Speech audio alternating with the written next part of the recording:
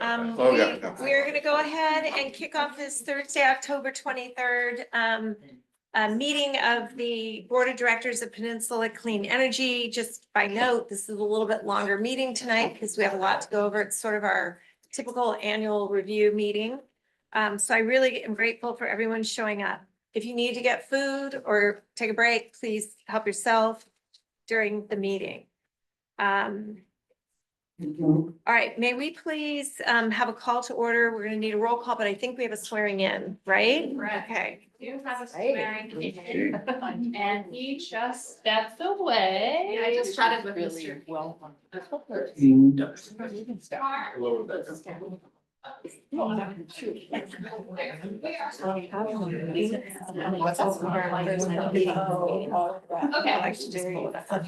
Yes, we do have swearing in. We have a new board alternate from East Palo Alto. Okay, All right. We're gonna go ahead and do a swearing in. If you wouldn't mind raising your right hand. You have the script in front of you, so we agreed earlier for time's sake, that you could just go ahead and read it. can everybody just do me a quick favor too and sort of slide your, like, this way? So There you go. yeah, perfect. So we can kind of see. Got everybody? Okay, go ahead and stand up and I'll have you raise your right hand. And then we can just read it together, Mark, okay? Okay, go right 1, ahead. 2, 3.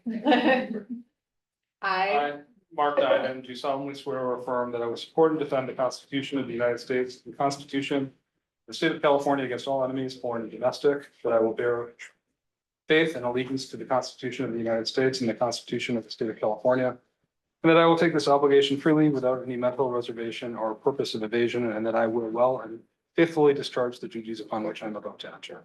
thank you, congratulations. All right. Congratulations. Thank you. Welcome, Director, did I say it right? Diamond. Dinan, Director Dinan, nice to meet you. And welcome. Do we have any participation under ABT 449? Okay, then we're gonna take this time to open, oh, yes, no, Roll call. oh, that's right, roll call, give us that. When I call your jurisdiction, if you'll please state your name, San Mateo County. San Mateo County. Just need Sharma. Atherton, Ready to go ahead? Belmont. Brisbane, Colleen Mackin. Burlingame, Wilson. Walnut, Ken Gonzalez. Daly City. East Palo Alto, Diamond. Foster City, Stacy Jimenez, Captain Bay, Patrick Johnson. Hillsborough, Leslie Ragsdale. Los Banos. Gary Breezy. Thank you. Menlo Park, Betsy Nash. Millbrae, Pacifica, Christine Coles, Nicola Valley, Rebecca Flynn, Redwood City, San Bruno, Marty Medina. San Carlos, John Dugan here. San Mateo, Adam Lorraine. South San Francisco, Woodside. Thank you, and we have a quorum. All right, And just a reminder to everyone, when you're making statements this evening or comments, to please state your name. It really helps those who are online know who is speaking. thank you for that reminder, Nellie. All right, we're gonna go ahead and open this meeting up to any members of the public who would like to make a comment about something that is non-agenda item. Do we have anyone, Nellie, or did anyone send anything in? Anyone in the back? Not have any. Ken, you're in charge of the back. Are you reading in the mayor's comments? That's first agenda item. All right, hearing none, we'll go ahead and close public comment. And then we're gonna move to an action to set the agenda and approve the consent agenda items. Is there anyone who wants to pull anything off of consent for further consideration?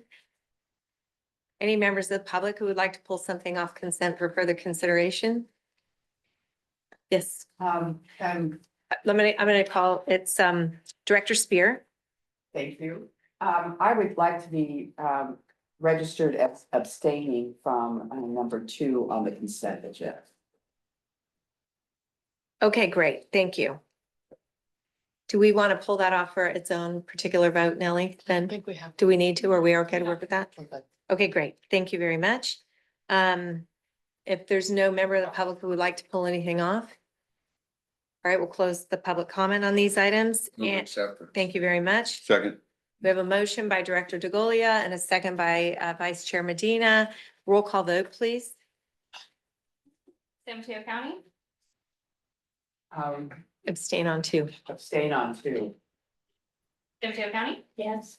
Atherton, Yes. Belmont, Brisbane, Yes. Burlingame, Yes. Colma, Yes. Daly City, East Palo Alto, Yes. Foster City, Yes. Half Moon Bay, Yes. Hillsborough, Yes, enthusiastically on number 3. Los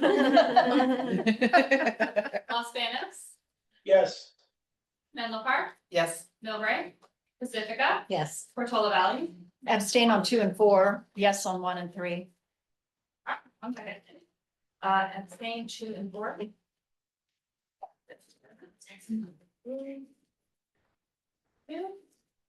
Redwood City. San Bruno, Yes.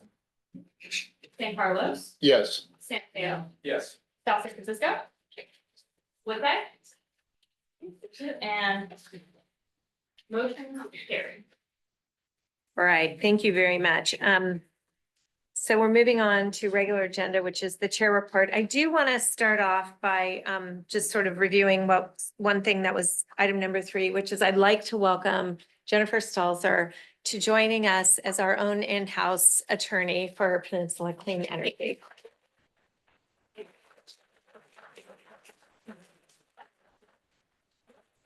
We did a very rigorous search, national search. Anyone was interested. We had a lot of really qualified applicants that applied.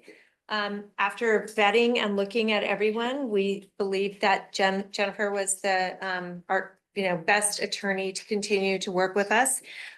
She has agreed and accepted our offer and will be coming on board with us between now and the end of the year.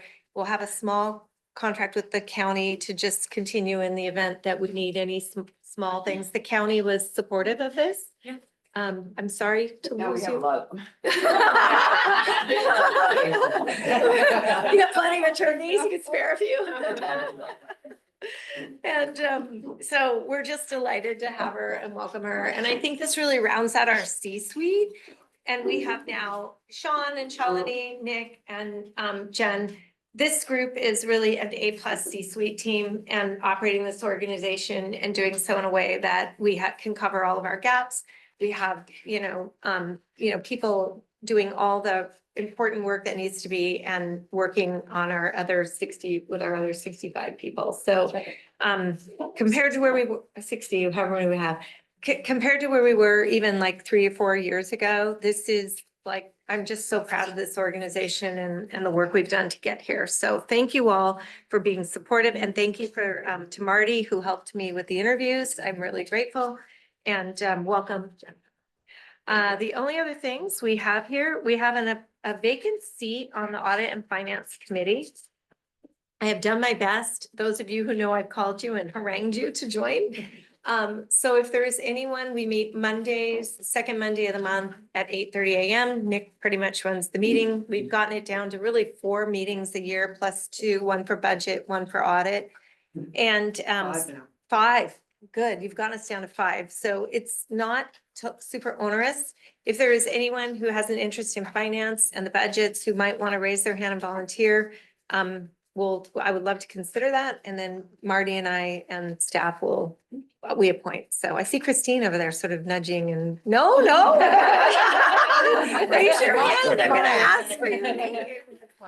So much fun. It is a lot of fun. I would also, I think if it's hard for people to make that time, I think we could potentially extend to an alternate, can we? Is this something we- We can, yes, I believe that we can. I didn't hear the question. We can have the alternate for Oh. East Palo Alto potentially, because this is replacing Carlos. So I think our plan is at the next executive committee to discuss and then make that a formal thing that we can do. Okay. So we have time. All right, so nobody raised their hand very quickly here, failed at that. So, but you don't have to raise your hand today. If you want to think about it and text me or email me or call me or Sean, we would be really grateful. And it is actually a really interesting committee that you learn a lot and we're done by 9:30 or 10 o'clock every month on those mornings. And if you need to call in and we need to accommodate that, we're really happy to do it. All right, and I wanna. I think that's it. Is that it? Okay. Okay, great. Thank you very much. I'm gonna Alright. move over to Sean. Oh, and then we'll take public comment on our two reports together at the end. Okay, thank you. See if we can get this to work. Thank you, Brianna, for your support on that. Hold on, I'll be back. This one, we need to just put it up, circular bid. Okay, I do want to say, shout out to not only the staff who worked on two projects that we celebrated last Friday. We had two ribbon cuttings back to back. One at the Los Banos wastewater treatment plant for a Gov PV project. And the other down the road in Dos Palos, where we cut the ribbon on our what we call our DAC GT, our Green Access project, which is, I believe, a 3 megawatt solar project that's serving our disadvantaged customers, offering an additional 20% discount for 100% clean energy for those customers. So I do want to acknowledge Mayor Amabil, who couldn't be with us tonight, along with Councilmember DeGolia, who joined us. And we also were joined by, let's see, is it State Senator, Mark? Assembly member Anna Caballero. No, she's a. Esmeralda's, sorry. And Esmeralda Soria, sorry, thank you for that. Anyway, it was time well spent. Lots of good visibility, and I think really the culmination of many years of relationships. So thank you for that.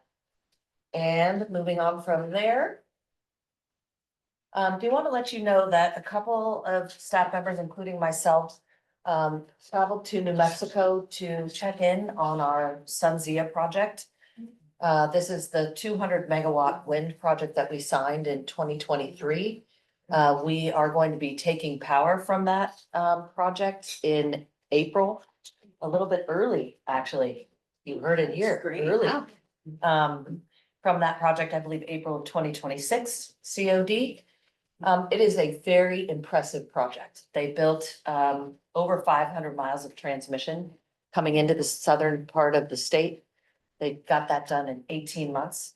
And these, the wind project is smack in the middle of the state, and all of the economic development benefits that they were able to articulate are quite amazing. So next year, there will be a ribbon cutting. I imagine a couple of you who were involved in that project and that contract will be invited to attend.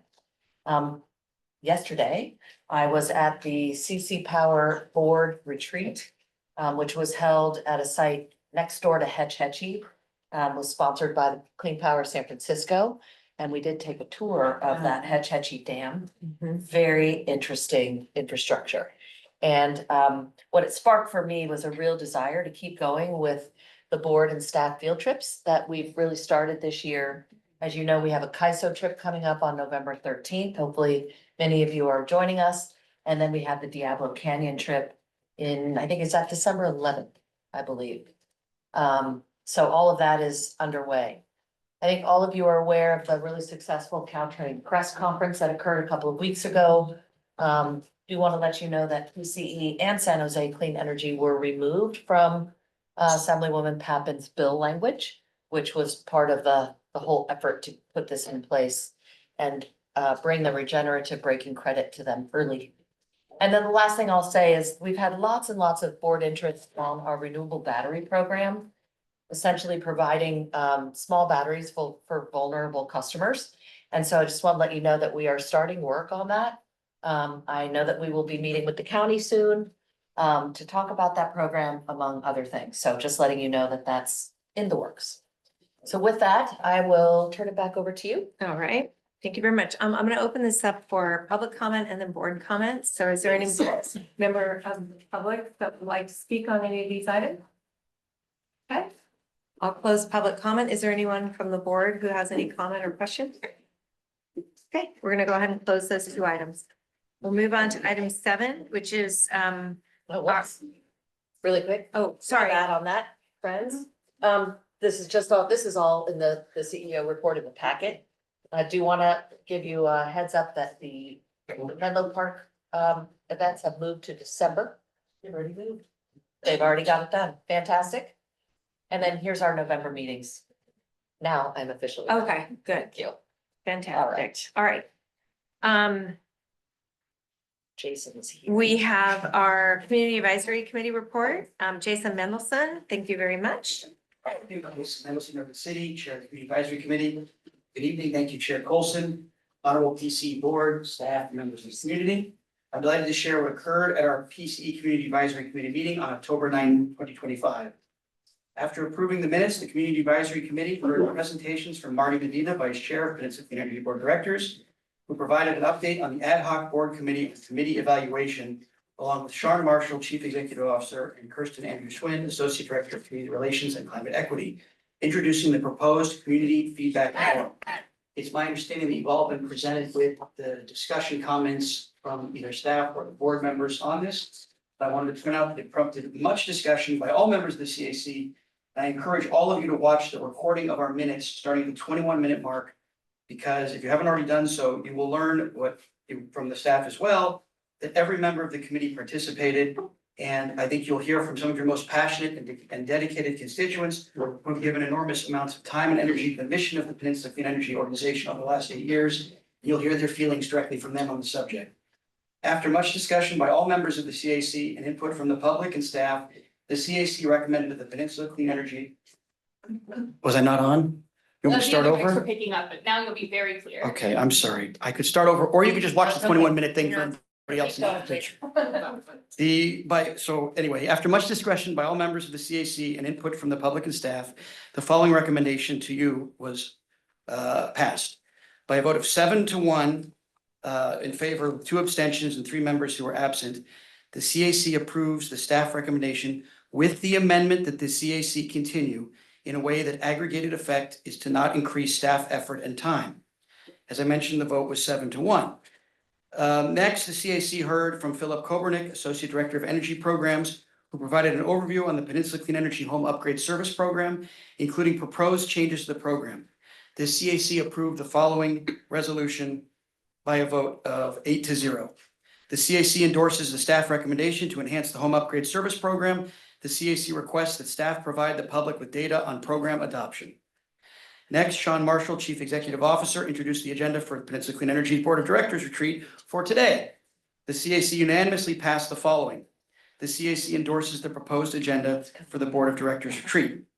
I want to make one correction to what I said earlier. On the second thing, the vote was 8-0 with 2 abstaining. I misspoke when I said it was unanimous. On the third thing, this board retreat, it was unanimous. The CAC then discussed the following. Kirsten Andrew Schwinn announced the Actera Green at Home Tour, Green at Home Tour that will be occurring on November 8th, and the community outreach grant calls for proposals, and the Redwood City Day of the Dead event that occurs November 2nd. After the working groups on building electrification provided an update and discussed future topics for discussion, we adjourned. Thank you, and I'm always here to answer any of your questions. Thank you very much. Does anyone have questions? All right, I'm going to open it up to members of the public who may have public comment. Do we have any members of the public? Okay, nothing. I will then. I thought others might. I have a public comment. I didn't want it to as chair. Is that okay? Okay, In my sure. personal capacity as a resident, I just wanted to thank the members of the CAC for all that they've done. I've been chair for the past little bit of time. My term is up no matter what. I've served on Brown Act bodies for the last 26 years. I know I don't look that old, but I am.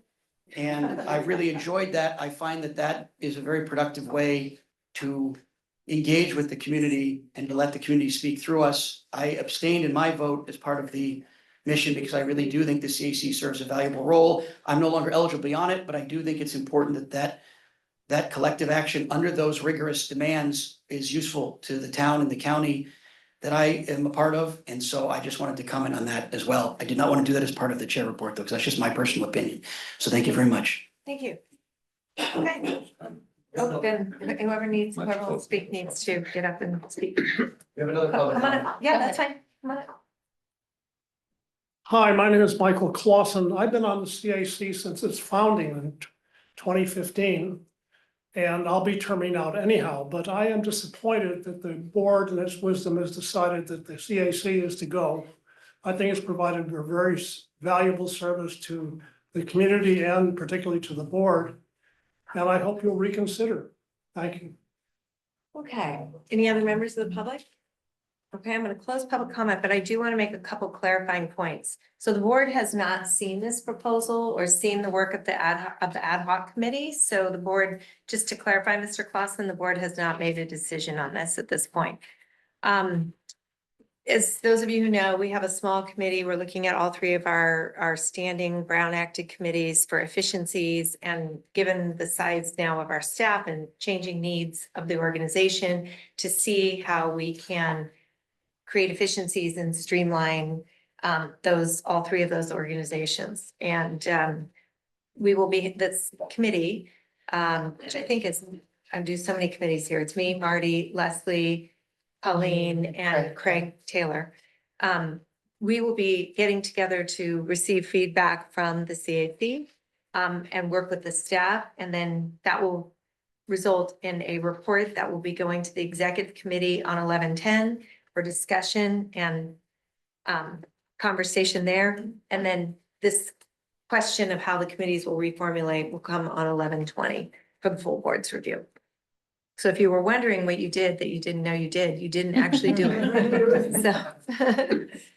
So that's that. Moving on then to item number 8, I would like to welcome our guest speaker, Chris Seiple, who is Vice Chair of Power and Renewable and the Renewables Group from Wood Mackenzie. He has traveled from Boston, I believe, to join us tonight as one of the sort of renowned industry speakers and industry experts in this area. We're really grateful to have him. This presentation will be 45 minutes. We are right on time. And I really just want to thank you, Mr. Seiple, for coming all the way across the country to present to us today. And I think the format will be, you'll make your presentation and then we'll be able to have any public comment and Q&A. And your comments are how long? 30 minutes. 30 minutes. So that will leave us 15 minutes at the end for any public comment or questions and answers. So with that, I'm going to turn it on over to you, Mr. Seiple. Thank you very much. Okay, thank you very much. It's a pleasure to be here with all of you. So I started my, I was a Russian studies and political science major who wanted to either work in nonprofit or become a politician, which I probably would have been terrible at, actually, as you'll see when you hear my remarks tonight. But and I read a book which led me to a graduate school program, which led me to a professor who was in I think the legal counsel to the Energy Committee in the Senate at the time he was teaching me. And he was involved in writing what was the Energy Policy Act of 1992. And I learned about deregulation of the power business. I then started my career in the electric power business and was so happy that I did it because that time from 1992 to 2000 was such an extraordinary period in the electric business where we were setting out a whole new model for how the industry would work. Didn't end very well here in California, unfortunately. But the reason that I bring this up is that because I feel like, once again, I'm in this industry that sits at the center of the world at this point, which is incredibly important to everything that happens in America. And this industry is at the center of achieving national security objectives. We do not lead in artificial intelligence unless we have more power plants to supply power to data centers. We do not meet our economic objectives of reshoring US manufacturing because much of it is energy intensive, unless, again, we have more power supplies than what we have right now. We do not address climate change without electrifying the economy, which also requires more electricity. And you all have the challenge of doing this in an affordable way. And these forces all being at work right now are largely, really going to reshape the power business over the course of the next 2 decades. And I want to talk to you a little bit about some of the major trends that we see right now and some of the things that some of the challenges that you will have to deal with. A clicker. Thank you. Just patiently waiting. Yeah, so, a lot of people have referred to the energy transition. And I'm not gonna focus on all the details in the slides. I'll just point out a few things. A lot of the data is there for your, to be able to digest it, either before, hopefully, or after the presentation. But this graphic is just showing you, if you focus in particular on the graphic in the middle, showing you the increase in the amount of sales of electric vehicles. And on the right-hand side, you see the increase in the amount of solar installations globally. And so I think it's very fair to say that like these technologies have taken off. These very important energy transition related technologies are taking off and having a material impact now on the power business and on helping to decarbonize our economy. But sadly, we cover, as an organization, well, sadly from my perspective, but we cover oil and gas. We have oil and gas research teams. We have metals and mining teams. Once a year, we run all of our models in tandem to develop a view on where the globe is heading in terms of energy emissions and CO2 emissions. And that dark brown line shows you our best guess as to the trajectory that the globe is currently on in addressing carbon emissions. And we see increasing risk that we're moving closer to that orange line, what we call a delayed transition scenario as well. And so even though certain technologies are kind of taking off, there's two other factors at play. First one is in certain parts of the globe, there's decreasing political support for spending the money that's required to address carbon emissions. And then I think people are also realizing that some of the technologies that we need, such as green hydrogen or long duration energy storage or nuclear power plants, are proving to be either more expensive than anticipated or just taking longer lead times to be able to kind of develop those industries. And I think the reason this is, I just point this out in the context of your business and your operations, is that if the global economy is not decarbonizing, that means that it's going to be very hard for countries, for states, and for companies to meet net zero objectives. And so just in target setting and thinking about the goals that you have and things, I just offer this as kind of a reality check of the reality that you've got to deal with. For us covering this industry, I think the other thing that we're just looking at is that, we have an administration that has I think it's fair to call it a anti-renewables policy at this point, an anti-renewables agenda. But when you look at the Trump administration objectives of lower prices for US consumers, leading in the artificial intelligence race and reviving US manufacturing, and you look at all of the constraints we have on adding new supply, there is no way that it's possible to meet these objectives without having renewables as part of the portfolio. And I think where this becomes particularly challenging in like a California context is that to have more solar and storage, we need more wind. One of your utilities nearby here, Arizona Public Service, their constraint in their system on being able to add new supply is the wintertime at 11 o'clock at night till 7 o'clock in the morning. Solar can't help with that. Solar and storage can't help with that. Only wind can help with that. And so, in particular, I'm not sure everybody really realizes the extent to which an anti-wind policy also makes it more difficult to increase the amount of solar and storage that we're putting on the grid, because we really need all of these things in tandem. And when we look at it, ultimately, the question is, will the administration soften its anti-renewables agenda as it becomes more and more increasingly clear that without it, we are jeopardizing affordability, we are jeopardizing leadership in artificial intelligence, and we are jeopardizing revival of US manufacturing. This next graphic just shows you, just focus on the right side. I'll try to simplify this, but this shows you the cost of building a solar facility in the US versus the cost of building a solar facility in Europe and the cost of building a solar facility in China. So we have made solar expensive in the United States. We have made the US the most expensive place in the world to build solar power plants. And there are three contributors to this. One is tariff policy. The second contributor is the Inflation Reduction Act itself. While it provides subsidies, it also has a number of mechanisms that make it more expensive to build a solar facility in terms of all the administrative requirements that it imposes and things like wage and apprenticeship standards, which have their own policy objectives, but result in higher cost solar. And then a failed interconnection policy is the other part of this. And when I'm talking, well, really, this is important to you as well. A huge part of your cost profile and the cost of the things that you will sign purchase power agreements for is tied to politics. This industry is so subjected to political risk. If all of a sudden, I mean, over 10 years' time, a lot of change can happen. If in 10 years' time, we are back to a world where we are moving more towards free trade, the cost of solar could go down significantly from what the cost of solar is today, which has implications for all of the contracts that you might sign today at this higher cost. And this is a type of risk that you need to be thinking about.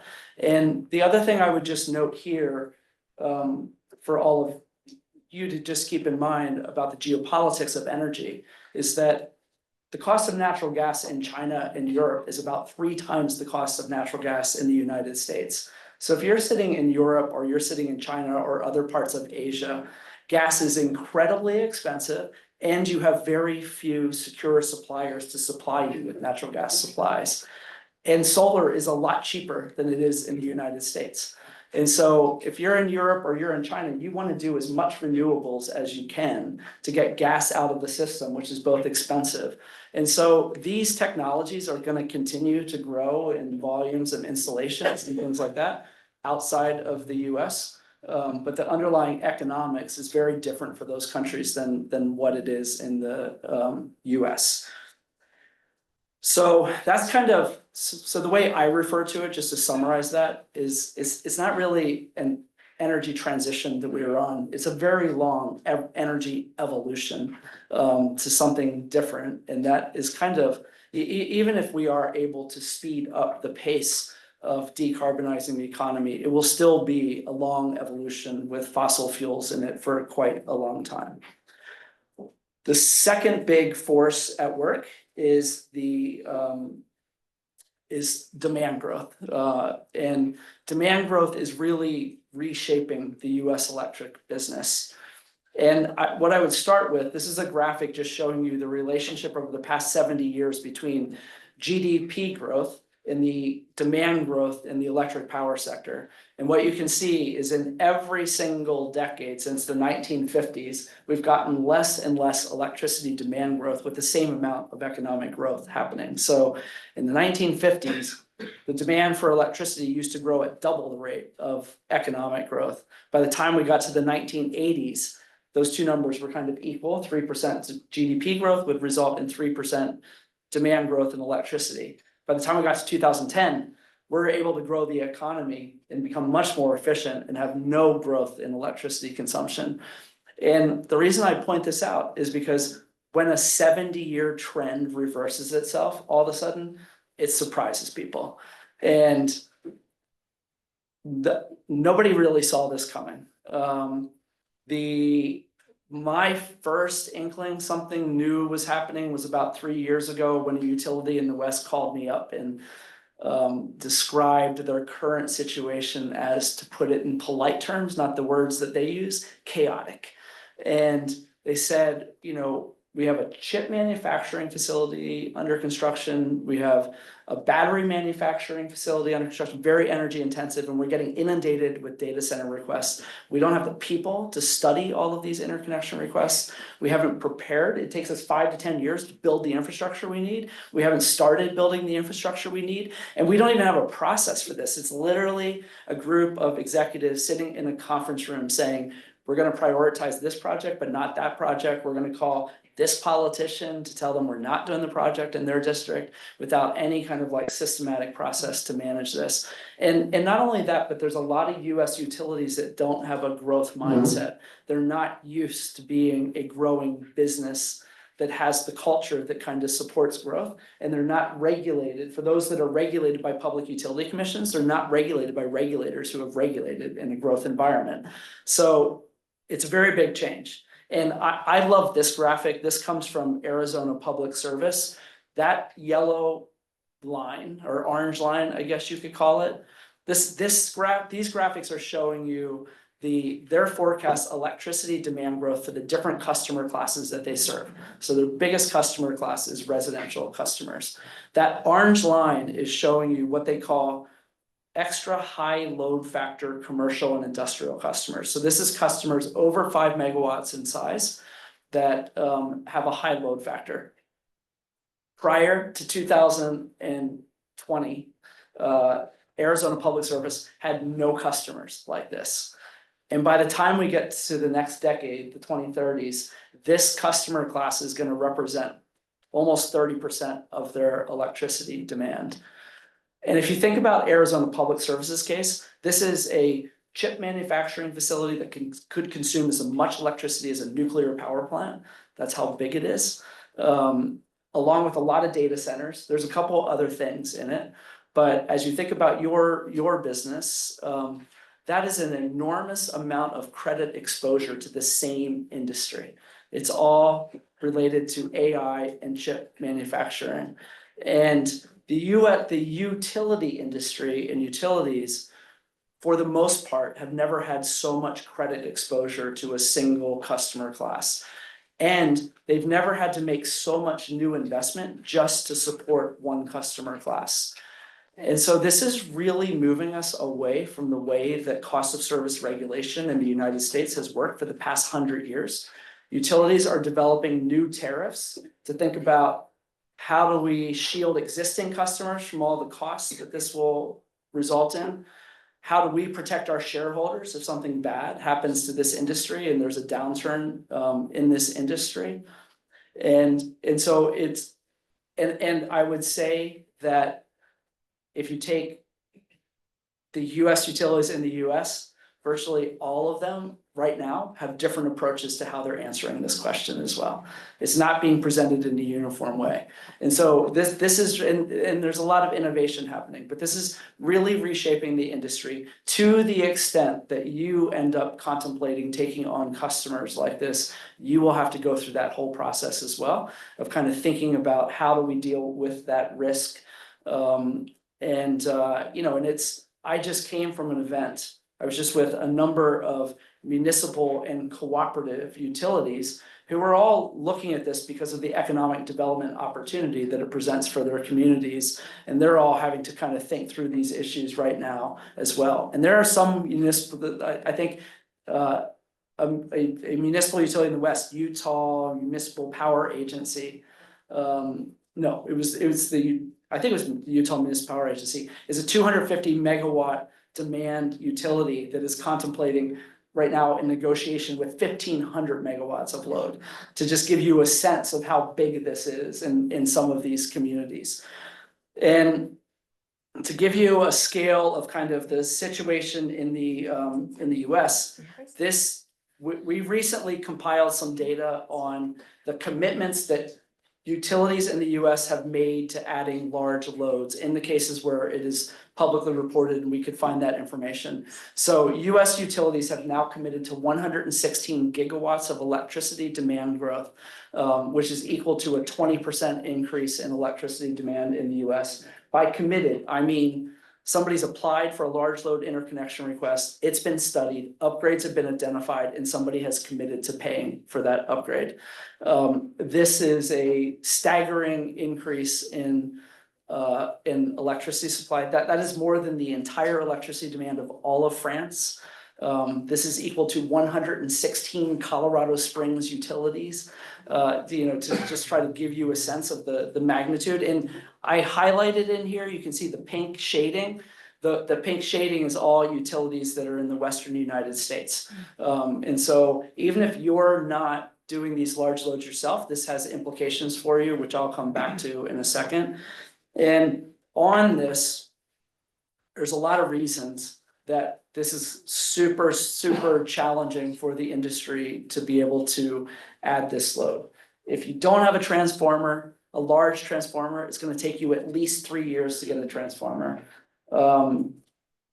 We recently did an analysis for a Midwest utility about when they could bring online a new combined cycle power plant if they ordered turbines right away. And the earliest date, this was in December of last year, we did this. So in December of last year, the earliest date they could have brought online a new gas-fired power plant was the fall of 2029. And those timelines have gotten even longer. So we have this industry that wants power that it's not able to get because of all of these supply chain related constraints that we have, let alone the other issues, just how long it takes to develop and permit a new power plant. And just for those of us that have been in this industry for a long time, this is uncovering old scars. And so I just wanted to share this with you. This is a Forbes magazine article from 1999. If you read the first sentence, which I can't exactly see, so I might not get it exactly correct, but it says something like Southern California Edison, this I can read, meet Amazon.com, somewhere in America, a lump of coal is burned every time a book is ordered online. And this is in 1999, right? Same companies that we're talking about today. And in bold, you will see this article in Forbes was citing this study that the conclusion of which is highlighted in bold. It's now reasonable to project that half of the electric grid will be powering the digital internet economy within the next decade. In 2000, I stood on the stage at the Edison Electric Institute Financial Conference with all the equity analysts that cover the power business. I was standing next to the CFO of a company called Calpine, who cited this study when they said why they were building all of these power plants. And of course, Calpine was bankrupt 4 years later. They actually just sold for a fortune a year ago. So one could say maybe they got it right. They were just wrong by about 25 years in their timing. But I put this as a reminder that I could talk about this for hours. It is truly different now than it was in 1999. This was a very flawed study. There's a very real underlying demand growth story happening, but there's also a very huge risk that the data center industry overbuilds itself, and that not all of the compute is needed. And there's an even bigger risk. What this study got wrong was how much more energy efficient the industry became at everything that they did. And you think about the chips we're using today, they were designed for gaming. They weren't designed for artificial intelligence, right? There's all kinds of investment going in now to find ways to do all of this more efficiently. So it's also possible that 10 to 15 years from now, the industry becomes much more efficient and all of this electricity is not needed. And that's why I kind of see this as the biggest risk that the electric utility has to manage. And this is, and what I got wrong I saw all of this coming. It was actually a very nervous moment in that stage because I was like, Calpine's wrong. We are going to overbuild the amount of power plants. And I was very young to be saying that next to the CFO. But what I got wrong was like the cascading credit exposure and how people who thought they were hedged turned out not to be hedged because their counterparty wasn't such a great counterparty. And it's that's the kind of thing that you have to understand and be thinking about. And then the other part of all of this is that this shows you the cost of building a new power plant. This shows you, these are estimates for California on the left-hand side. So that's the cost, our estimated cost of building a new combined cycle power plant, a wind plant and a solar plant with and without subsidies. And the main point I'm hoping you take away from this is not that like wind and solar are more competitive than gas. It's that I think in 2024, in your market, in the California market, I think the average price of power was about $40 a megawatt hour in the wholesale power market. If prices were to rise to a level that supports building a new gas-fired power plant, they need to rise to $130 a megawatt hour. So there's also a big affordability issue associated with this that is going to be kind of a mounting political issue within the US. So just to summarize on this portion, what I just want to make sure you take away is, first of all, something I didn't actually say, which is that right now, we have the intersection of a buyer who is willing to pay enormous sums of money to get something they're not able to get enough of. It's scarce. That is the tech companies who put enormous value on this. In commodity businesses, when that kind of thing happens, that is when you see innovation. And so I also think we're gonna see a lot of innovation happen, both even within utilities themselves, but in the technology that serves the industry. And that's why I'm saying this is such a big force and such an exciting time to be in the industry. The second thing to take away from this is just what I already mentioned, that if you're gonna be thinking about these things and bringing these things into large loads into your community, this whole risk allocation issue, protecting yourself is gonna be a really important issue. And then even longer term, kind of the importance of risk management is just going to be very, very large because of the dynamics that this industry is going to drive for the electric power industry and because of the uncertainty around what demand growth is going to be. And then the last thing is, even if you're not involved in serving large loads, and PG&E was on that list, they've committed to serving some of these large loads, but it's not big numbers. But there are utilities in the West that have committed to serving these large loads. That is all going to put upward pressure on wholesale power prices in the state of California. And that will be part of what you're having to deal with over the next 5 years in particular. Then I'm just gonna, one last section. The other challenge that you're gonna have to be dealing with is the affordability of energy. And I just want to walk you through a couple of the drivers here. You can see California compared to the rest of the world. It's the line that is highlighted in bold. You can see, you're all aware of kind of, what a political issue this is in the state of California. I have one of my colleagues was at a baseball game in New York City last week, and 30-second ads were running during the baseball game about electricity prices. As to how big an issue this is becoming. And you can see the disparity in the world, right? We're trying to compete in manufacturing against China. Look at where the price of power is in China. I can't understand this one. Yeah, sorry, What is so China? so China is on the very, very bottom, the green It's not line. green. The Yeah. green line is China, it's The next green- to Texas. Yeah, green line is China. Texas is the red line just above it. I see. Yeah, and California is the dark red line. Oh, I see. They don't line up because No, they don't. they're like in order. So the California is second highest, and so that's why it's Germany, then California. And if you look at the lines on the far right, there's the one on the top is the highest Germany, the next one would be China, and the one below that is, California, the one below that's the UK. Thank you. So the causes of the increased electricity prices, one is climate change itself. And I know California has been very much living through this with forest protection from forest fires. You've also had flooding that has caused power outages and having to make the whole system more resilient. But this graphic here shows you all of the power outages that happened around the world in 2022. And you can see all the major power outages were caused by extreme weather. So you can the electric industry is living the impacts of climate change.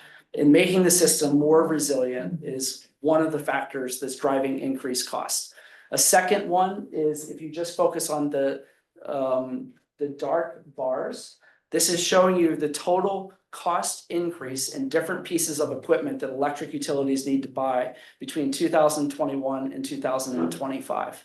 And you can see the type of transformer that transforms power into lower voltage transformers to go into a residential house. The price of that piece of equipment has increased by 100% over the course of the past 5 years. And so anybody who's having to buy replacement parts to replace old equipment on their system is having to pay for costs that are far in excess of what's embedded in rates right now. And a huge portion of US infrastructure that electric utilities own is aging equipment that needs to be replaced. And Chris, why is that? That Well, huge that, jump. you know, I didn't want to make it more complicated for people, because some of Sorry. these charts are complicated. What's interesting is that red line. So we actually help utilities manage their supply chains. We have a software system that 50% of US utilities use to procure all their equipment through. And that red line is if the manufacturers were simply passing on the labor and commodity cost increases that they have, that's how much the prices should have gone up. But in fact, prices have gone up a lot more. And part of it is because supply chains have become so constrained that the suppliers of this equipment are able to charge a lot more for it than they were able to charge in the past, and they're making much bigger profits. And then we have the impact of tariffs. And so if you just focus on the red lines are Trump tariffs as of August 7th. So this changes a lot, so we have to kind of like pick a date. And this is our estimate of the impact of cost increases of different things that you build in the power business and how much it impacts the cost of building it. So you can see the biggest impact is of course on China, because there are not alternative sources of supply for battery cells outside of China, really. And so China, you know, an increase in the cost of storage of 13%. Most technologies, the cost increase is anywhere from 5 to 10%. But this is just another cost increase that the industry is having to deal with. This graphic shows you how much we are forecasting the demand for natural gas in the United States will go up because of LNG exports and because of increased demand in the power sector. We're forecasting that demand for gas is going to go up by 30%. That's going to put a lot of upward pressure on natural gas prices in the United States, which is going to put upward pressure on power prices. So that's another cost factor. And then, you know, the other huge challenge, I can't underemphasize how difficult it has become for developers of infrastructure in the United States to manage their supply chain and know what their costs are going to be when you have all of this tariff uncertainty, or when you suddenly say you can't purchase equipment from some country, namely China. And this graphic is just showing you what we expect stationary storage manufacturing capacity to be in the US, which is that dark blue line at the bottom, versus what we expect the demand to be for storage capacity.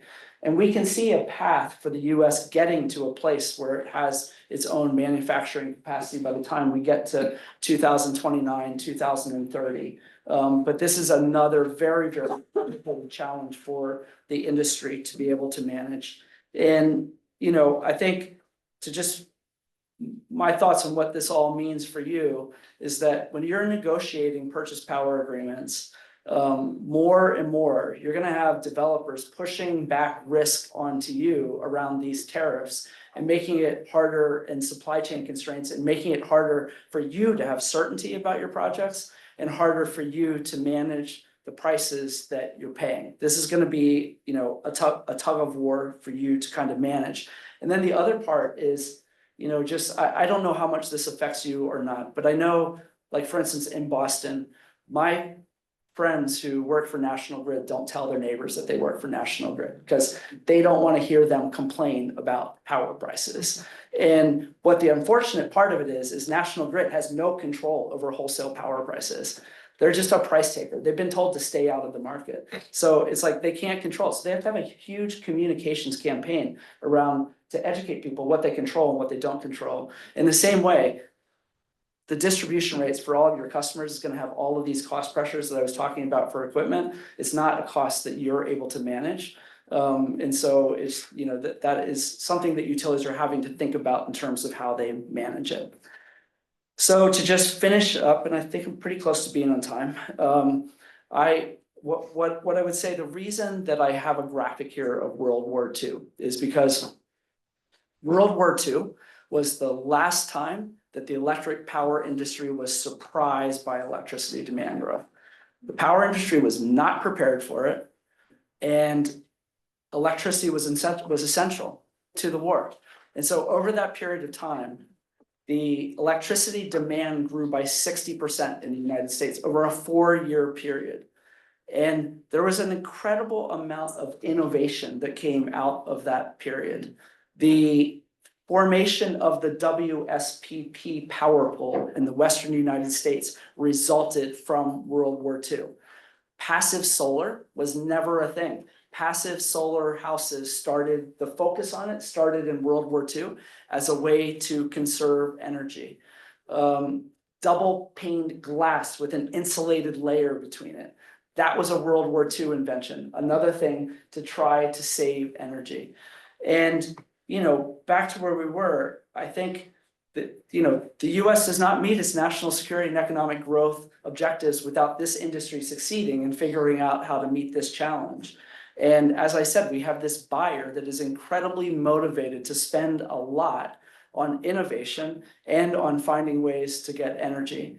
And so it really is reshaping the industry. And I think it's going to be, you know, an extraordinary time.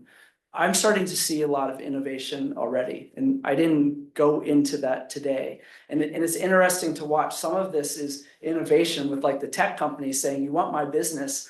I know what you need to be doing to do a better job of what you're doing right now. Or even things like what you've had a lot of here in California with like virtual power plants. The tech companies saying, look, like we will find somebody to help build virtual power plant infrastructure in your service territory. You just need to create the rules to enable us to do this, because we need every single technology and resource we have to figure out how to kind of meet this challenge. And so, you know, I think it's overall a really exciting part, or, you know, a really exciting time for the industry that we all have a role to play in. So I will stop and Thank you, Chris. take questions. Roy, do you want to make a few comments? Please, go ahead. I asked Roy to just provide, thank you Chris, so much, please. Just stay stick there, around. stay I close. asked Roy to just provide some commentary on Chris's trends here so that we can bring it home a little bit. We are tracking all of the things, Chris, that you've mentioned, but Roy, if you'll just talk to us a little bit about our anticipated large load growth, which I know for now is low, that can change, and anything else you heard in terms of how we're managing the risks that Chris talks about. Sure. Yeah, find out it's a little hard to follow Chris. He's a fabulous speaker with all the great stories and history about our industry, which is all accurate, summarized very well. The next 5 to 10 years, we are expected to face higher procurement costs and higher risks associated with all the uncertainties and reasons that Chris mentioned in his presentation. So what that means is that we could reasonably expect that it will exacerbate the affordability problem that we already have right now. But fortunately, PCE has, over the past few years, built a very strong resource portfolio, and we are not expecting a lot of data center growth in our service territory. So as a result, in the near term, we are going to be in good shape to meet our load serving needs and to meet our compliance. Looking further out, as I think we're getting to the next topic on the agenda, which is the strategic plan and our 5-year agency goal.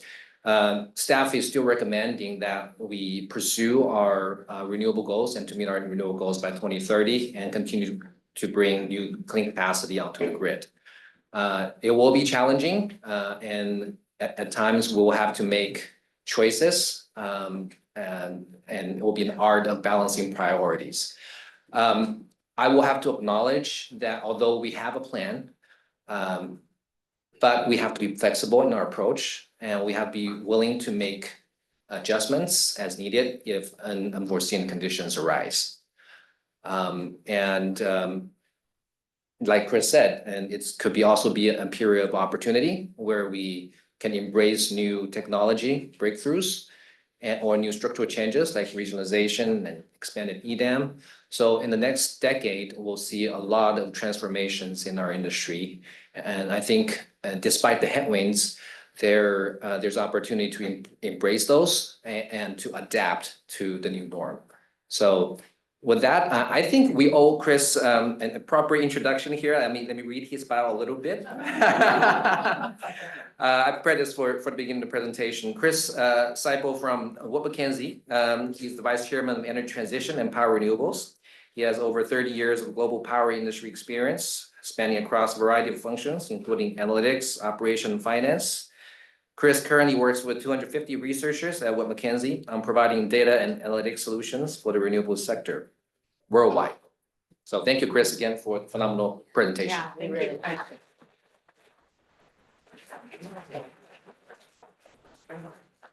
Yeah. Yes, I do. As a matter of fact, did you see my notes? No, but.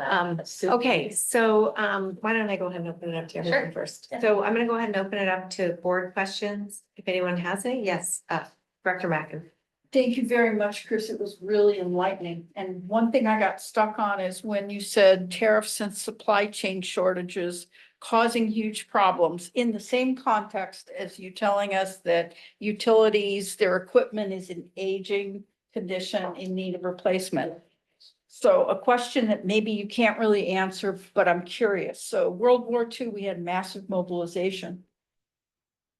To overcome the supply chain shortages, if we were to say, okay, we can't buy from China, Iran, and other places, how fast, since we keep hearing setting up domestic manufacturing can take 10 years, how fast could we actually address this problem domestically in a perfect world scenario?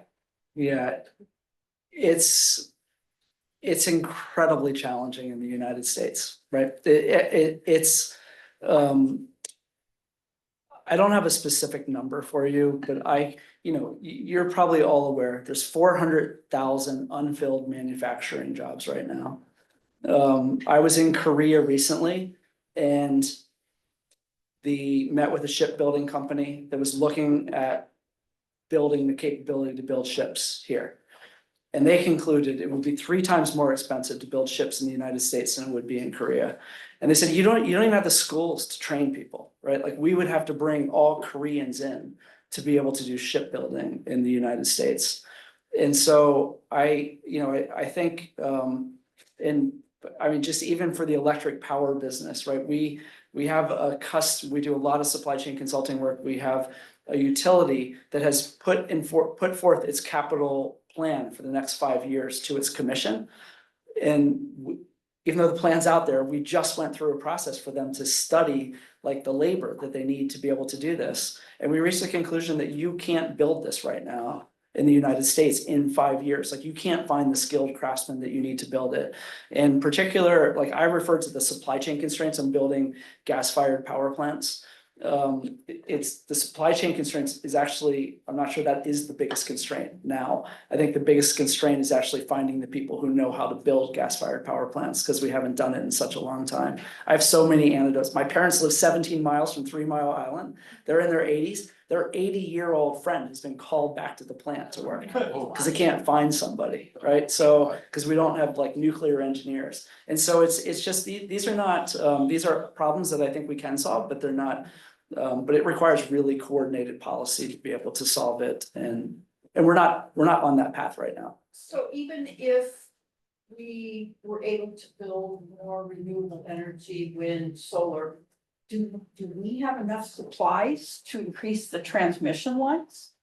Yeah, no, we don't have the transformers. The transformers is actually like the biggest bottleneck in all of this. I mean, it's remarkable what the Inflation Reduction Act did.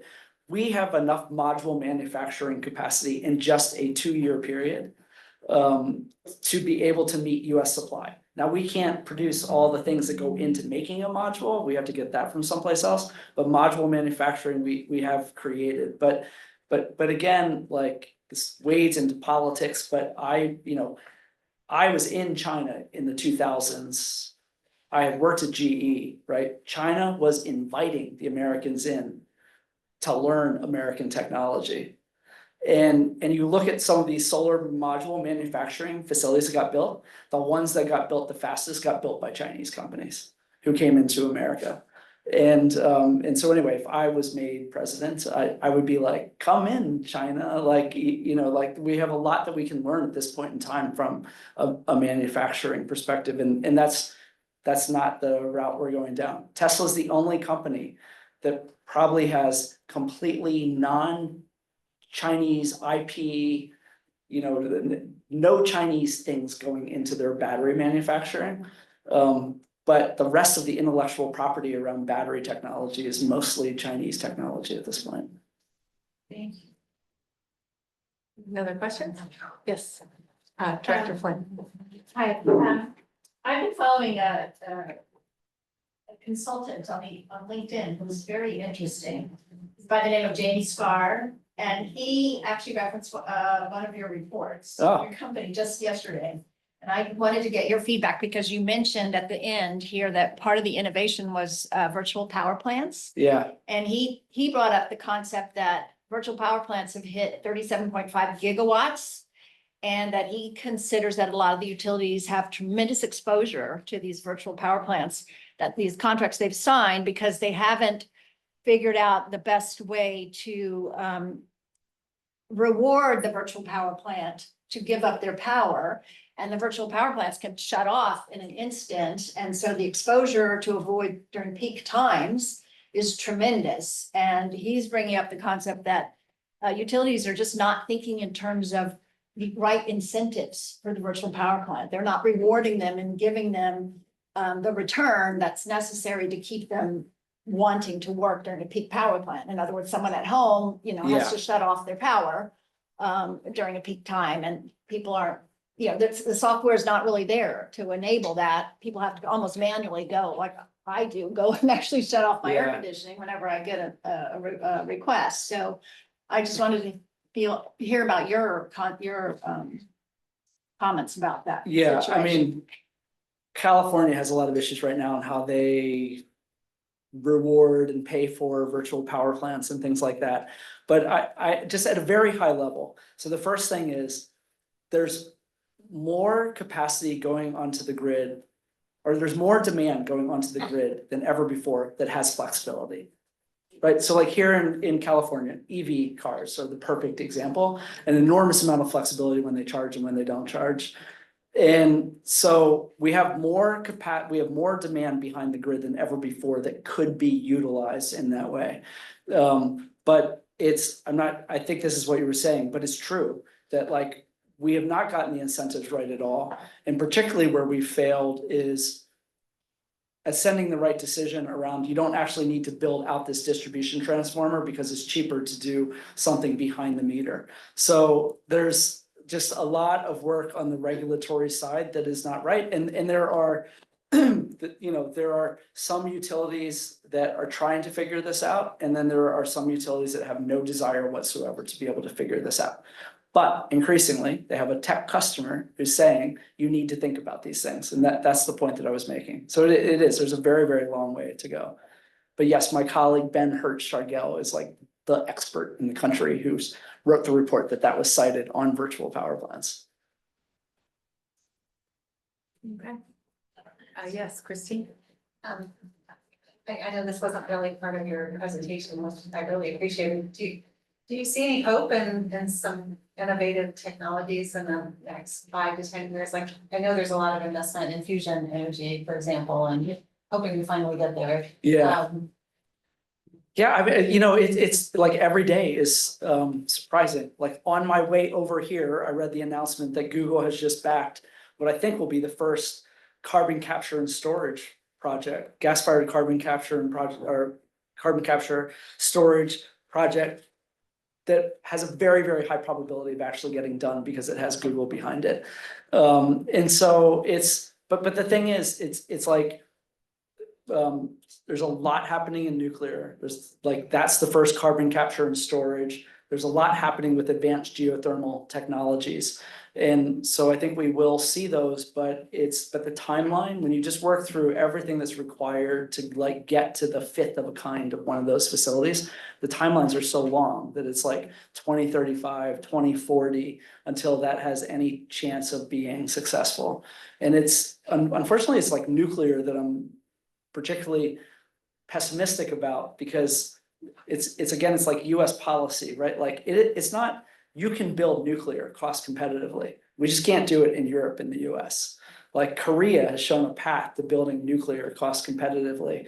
And it was literally like the same company building the same plant with the same regulators in close coordination again and again. And right now we have 4 or 5 tech companies supporting 5 different designs. And And there's benefit to that because you don't know what the best design will be, but there's also a cost to that, which is it takes you a lot longer to get to that fit design or that tent design where you've actually like brought down the cost. But another one I'm really excited about is like grid enhancing technologies to move more power over the grid without building new power lines. I mean, there's a little like 4-person company called New Grid that I can walk to their offices in Boston that took technology that came out of Boston University that would have been too complex to run 10 years ago. It would have taken too long. But today's computing power, they can run it in real time and tell you what circuits to turn on and off on the grid that day to reduce congestion. And they've been working with Alliant, a utility in the Midwest, and they've identified $40 million in savings over a 10-month period for the cost of a software system. Like, it's unbelievable. So there are things like this that the utility industry is just very, very slow to adopt, but you're starting to see traction in some of those things. Yes. Director Spear. Thank you. There were a couple of things in your slides that I'd like to get you to speak a little more about. One was about the tariffs that President Trump has imposed. If we could convince him, not us, but you know, the CEO of NVIDIA and Salesforce just convinced him not to bring troops into San Francisco this weekend. If we can get their ear and get them to have him reduce tariffs or open up to China, what is, How do you do? what should the whisper be to the president to get him to help in this regard? Great. I mean, to the renewable energy industry, that would be so massive, right? Like the way I influenced What would be so massive? to get tariffs eliminated, Okay, so the right? tariffs The would be- way I view the Inflation Reduction Act was, it was a subsidy to get the cost back to what it should be because of all the extra costs that we impose on it. It wasn't even really a subsidy, right? And it would literally, like, we could lower the cost of building solar in the United States by 30 to 40% from what it is if we eliminated the tariffs that exist on it right now. Now, one of the things we do is we organize dinners to bring together industry people. Sometimes we'll invite a policymaker. We always have bankers there. And I hosted one of those dinners in San Francisco about a month ago, and I had the tech companies there. And I asked the question, I said, like, you literally can't meet your objectives of what you want to do without renewable energy. We are so resource constrained. Like, are you whispering? Are you having that conversation? And they said they're not right now. And that they just have so many other things that they seem to be concerned about that they're not having that conversation, but they are the ones who could have influence. And then you didn't mention hydrogen at all. Yeah. And San Mateo County is about to buy 100 hydrogen, or we're in the process of buying 100 hydrogen buses. And I'm concerned about, where we're going to be in terms of our ability to actually fill them among other things. Yeah, I had breakfast this morning with a CEO of a renewable developer who was working on hydrogen projects. And he was uniquely positioned because he has Japanese backers, and Japan has special incentives as well. So if anybody was going to be able to make it work, it was going to be him. And it's just that the costs are just prohibitively, everybody's finding that the costs are just prohibitively expensive. I actually, to simplify the graphic, I had like a more complicated graphic up here that showed estimates of the cost of hydrogen that I took out of the presentation. And we estimate that the cost, even with subsidies, is like 5 to 6 times higher than the cost of natural gas.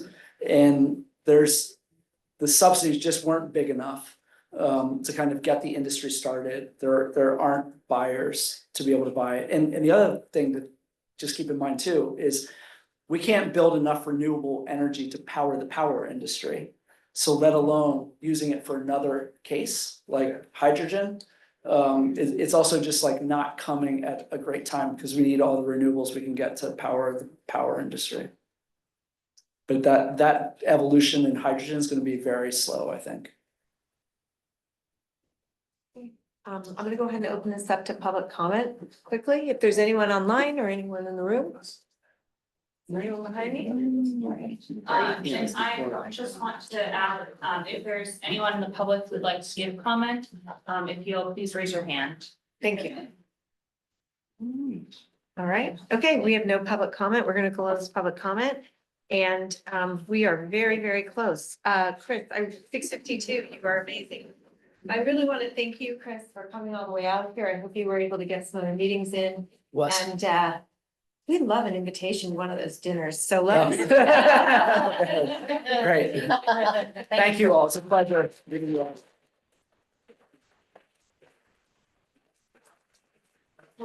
Thank you.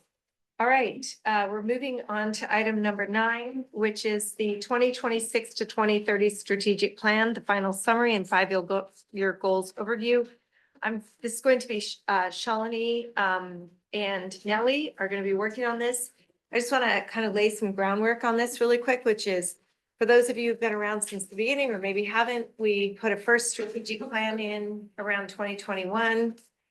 For 5 years, it was the time when we were putting a simple plan in just to get the organization sort of focused and driving in the right direction and in the same direction. And so that our staff could articulate exactly what they were working on.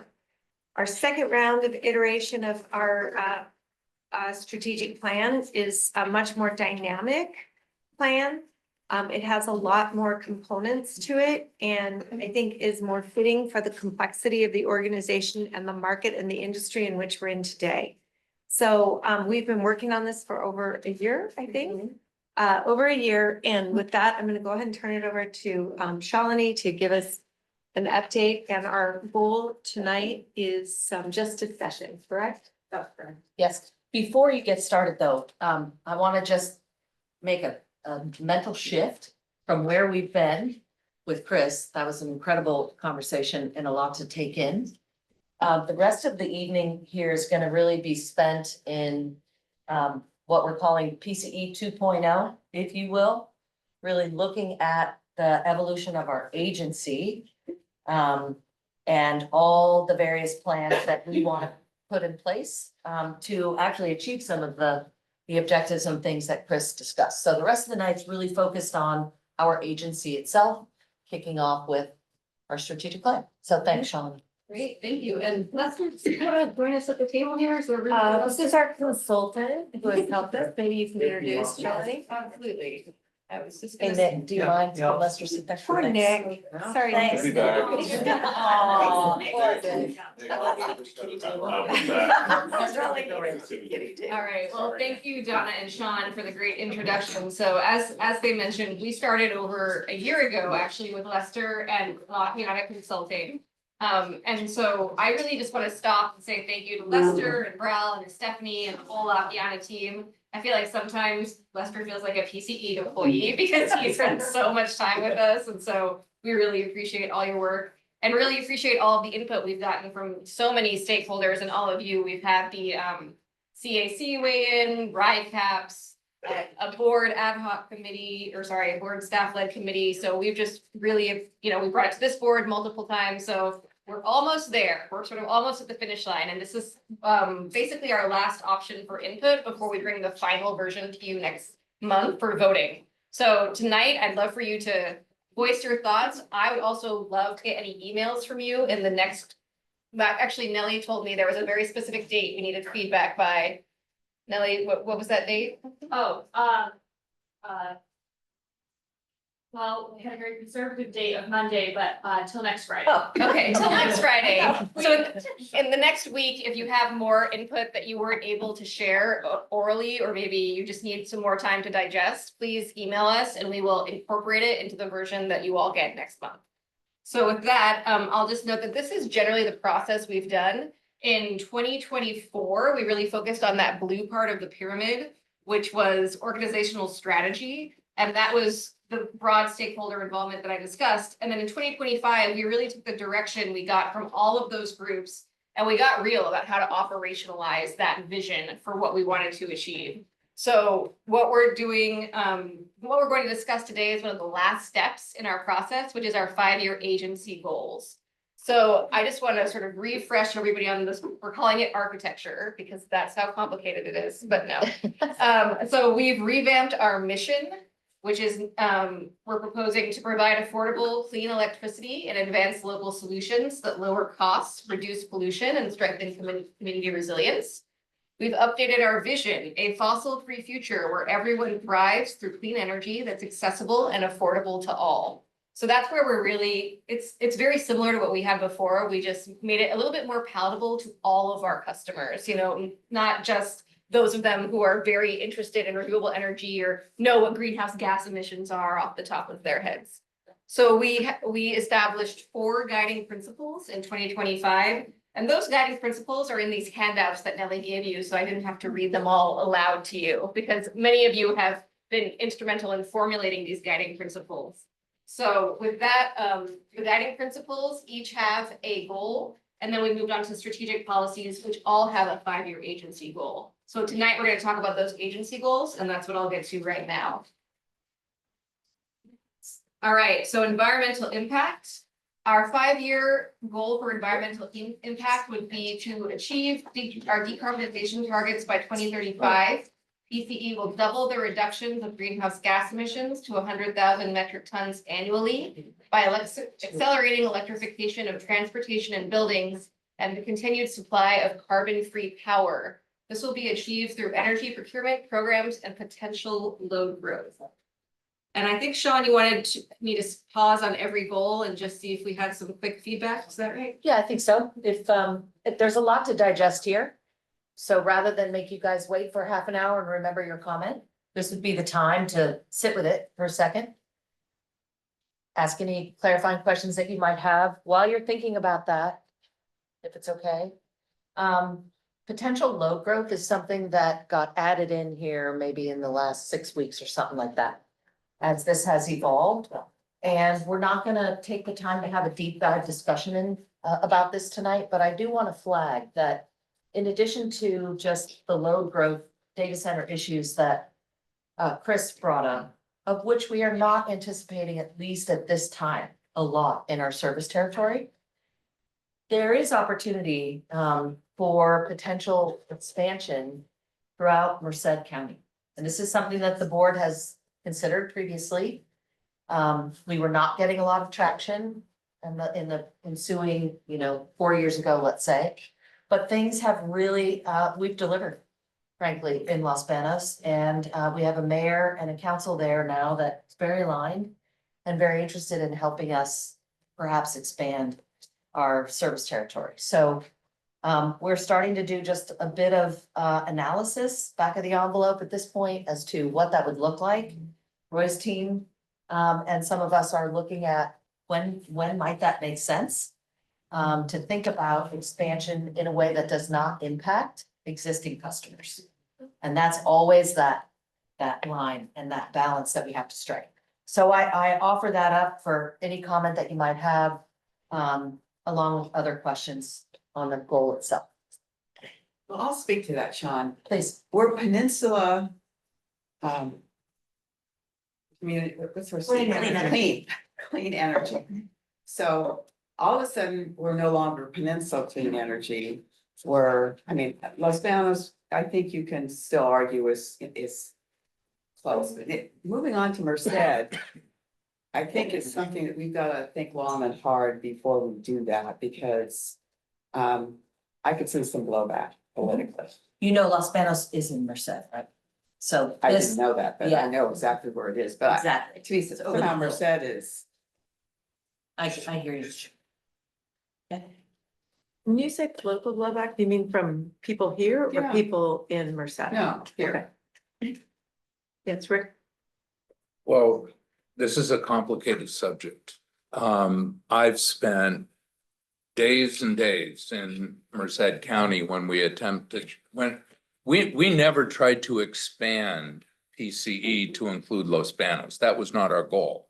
Our goal was a principle that when we put steel in the ground in any location, that we would talk to the local community about the benefits of local control versus, and receiving power from an investor-owned utility. And that's what we did in Merced. We went and we talked to the county.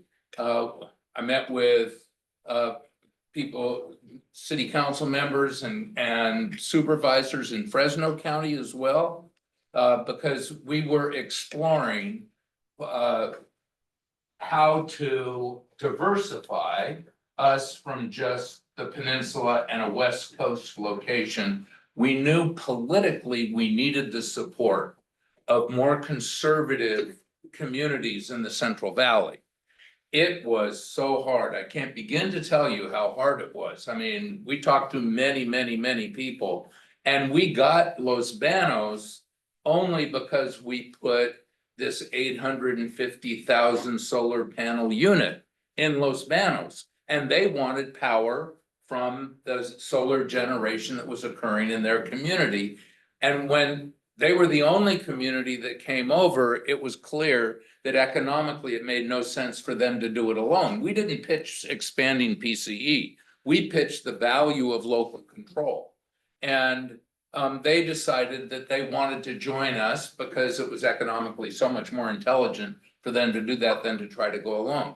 I think that, and there's been a lot of costs for us. There's been an impact on our customer base in San Mateo County because of that. There are some synergistic benefits because they use a lot of power in the summer. We use more power in the winter. That creates a real synergy. So it would be intelligent, I think, given that we're spending the money in Los Banos to include them, and we're doing a great job. It would make sense to expand if others wanted to do it. I don't have confidence that they do, but it's true. We now have a mayor in Los Banos who is incredibly supportive of us, and he's seen the benefit their community has received from Peninsula Clean Energy, and he'll speak for us. So that's an asset we didn't have when we pitched before. But we had some local people that supported us, mostly in Los Banos. So I would say it's worth exploring. And I have real confidence in our staff. We have an absolutely incredible team. They can make that judgment. But if there's not enough interest, and enough interest probably means getting the county and maybe the city of Merced. Those are the two big entities in Merced County. But there's some challenges. There's two local water irrigation districts that are providing electricity. Now, they're not providing a lot of electricity, but they generate power from hydro resources, and they are generating electricity, and they considered us competitive with them when we looked at this previously. So I think it's worth looking at. I do think that if we got the county and maybe some of Merced, the city of Merced, that would increase our load and it's a synergistic load because they use so much more power in the summer than we use. But if there's not enough, it's going to be too expensive, and it would have an adverse impact on us because the whole issue, and I've driven this 100,000 times, is if we don't keep our costs down, then we're not going to be able to reduce our rate costs. And the early adopters are coming over and they're converting their appliances from natural gas to electricity, but the masses are not. And that's not going to happen without economic incentive. So we have to be very sensitive about the impact on economic incentive. Now you look at Los Banos, nobody's benefiting more than Los Banos because of the structure that they have and the synergies. So there's value to finding it. I have real trust that the staff can assess it.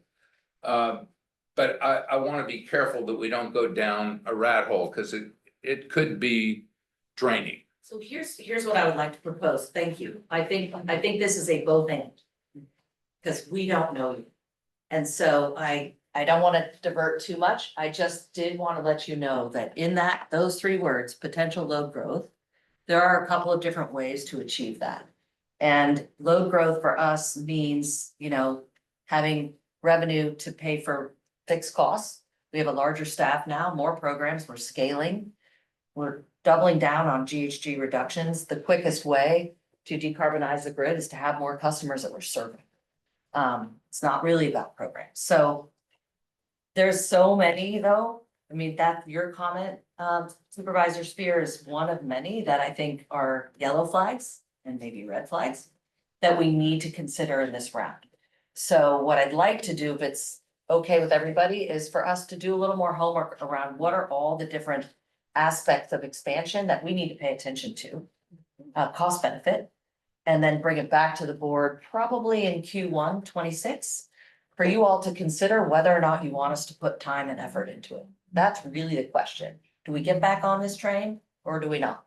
So let's not decide it tonight, but I would like, just heads up, it's coming. Okay. Could you also explain a little bit more detail what accelerating electrification of transportation and buildings refers to? Is that customers? Is that the PCE itself? Those are the two sectors, and Raphael's here, or Philip. Those are the two sectors that we've identified as those that those are our decarbonization targets for 2035. We can't serve every sector and decarbonize our whole service territory. So as I understand it, it's, where are you guys? Thank you. It's certain components of transportation and if you'll explain that one. Yes, certainly happy to respond to that. So in 2022, the board requested that we undertake a planning process around our decarbonization goals, and that became the 2035 decarbonization analysis and plan. And out of that, we determined that the sectors that we are best positioned to impact are buildings and transportation, as opposed to, let's say, large industrial and certain other sectors. And so that's why that's called out in the strategic plan. Okay, that's Sean. We always do that one, it's gonna have a lot of discussion.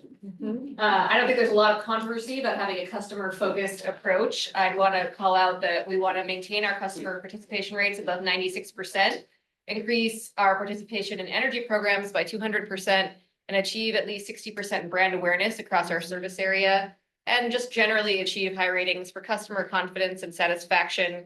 And we'll define those in our objectives and customer feedback surveys and surveys that we do when we have served a customer with programs. Any questions on that? Thoughts?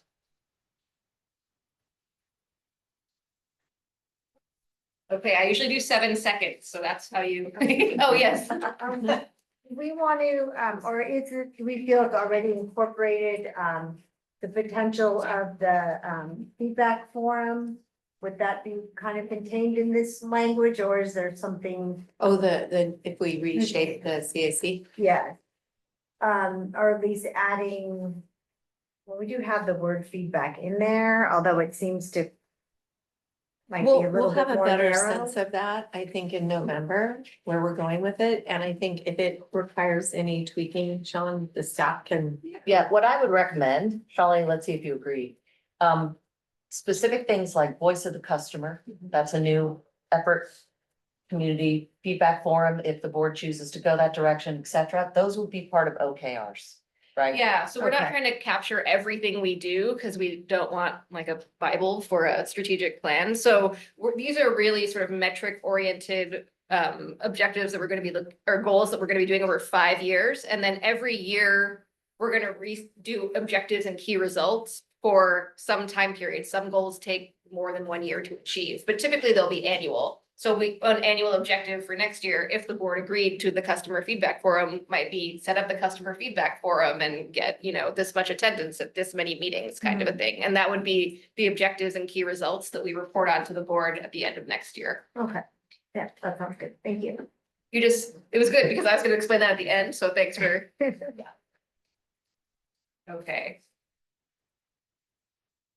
Economic development. We want to contain our costs to keep customer rates below our competitors, targeting $100 million in aggregated savings over the next 5 years.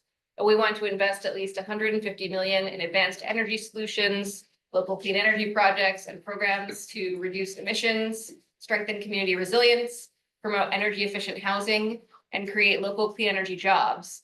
And we want to deliver broad economic benefits across our service area. So not just limited to what's listed here, but we hope to find more opportunities through the 5-year period.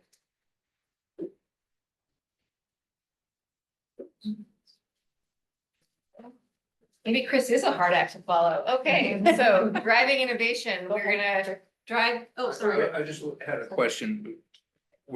So our goal is to target $100 million in savings over the next 5 years. What were our aggregated savings over the past 5 years? 5 years, I don't know, but 10 years, well, 9 years is 210 million I think it was 160 million. Is that right, Nick? When we, over the past 5 years. Past 5. I think that's what you said when you ran this. This number came from our finance team. This wasn't me having fun. We'll So get back to you, but definitely the last 3 years, 4 years, this has accelerated because we have moved from a 5% discount and now currently sitting at 10 plus.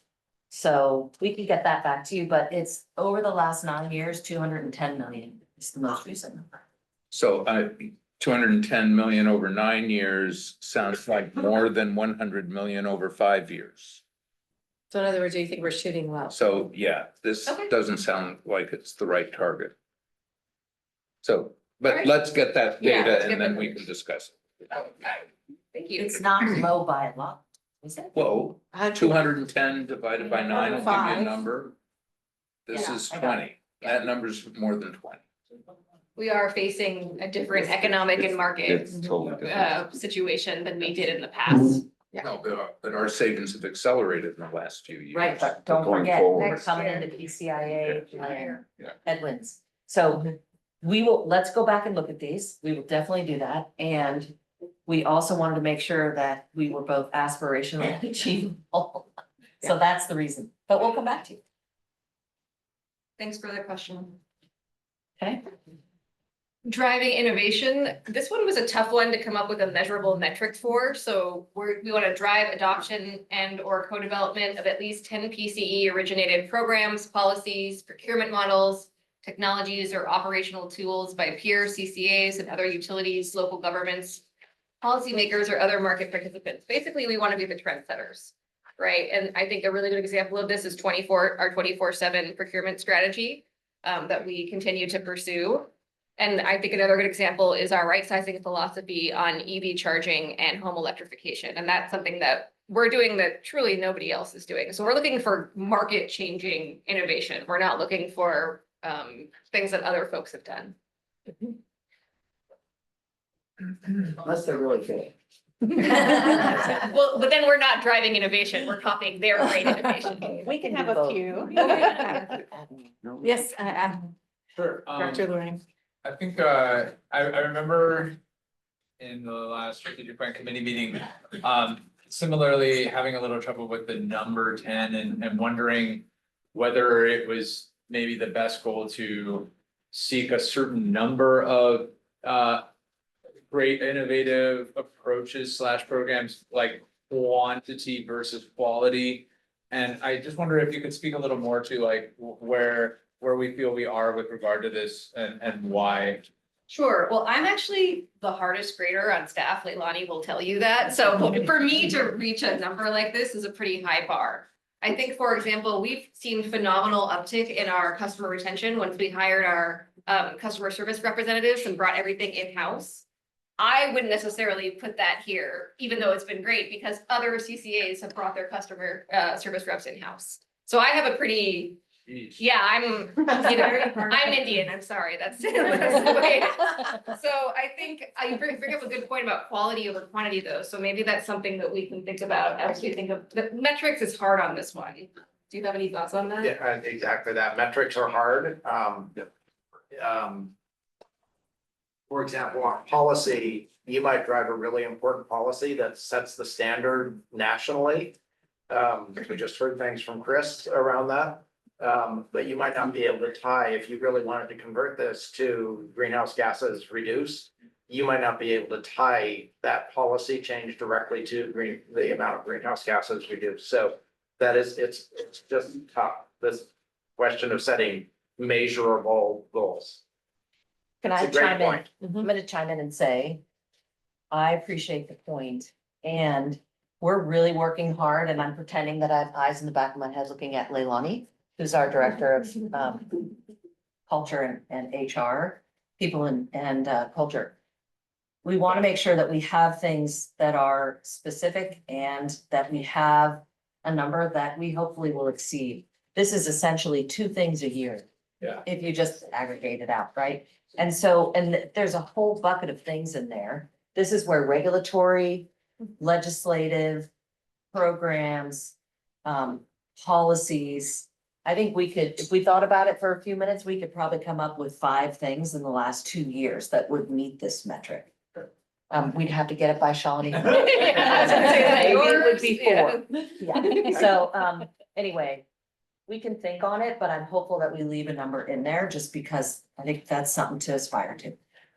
Just a quick thought, one thing that might help is maybe having a footnote or in the small print, define what the standard is for what would, what meets Charlene's standard. I'm okay being the outlier. We can go with Sean's standard. Yeah, so that might at least help. I agree with you. I look at 10 and what does 10 mean? Are those meaningful innovations or just little tweaks?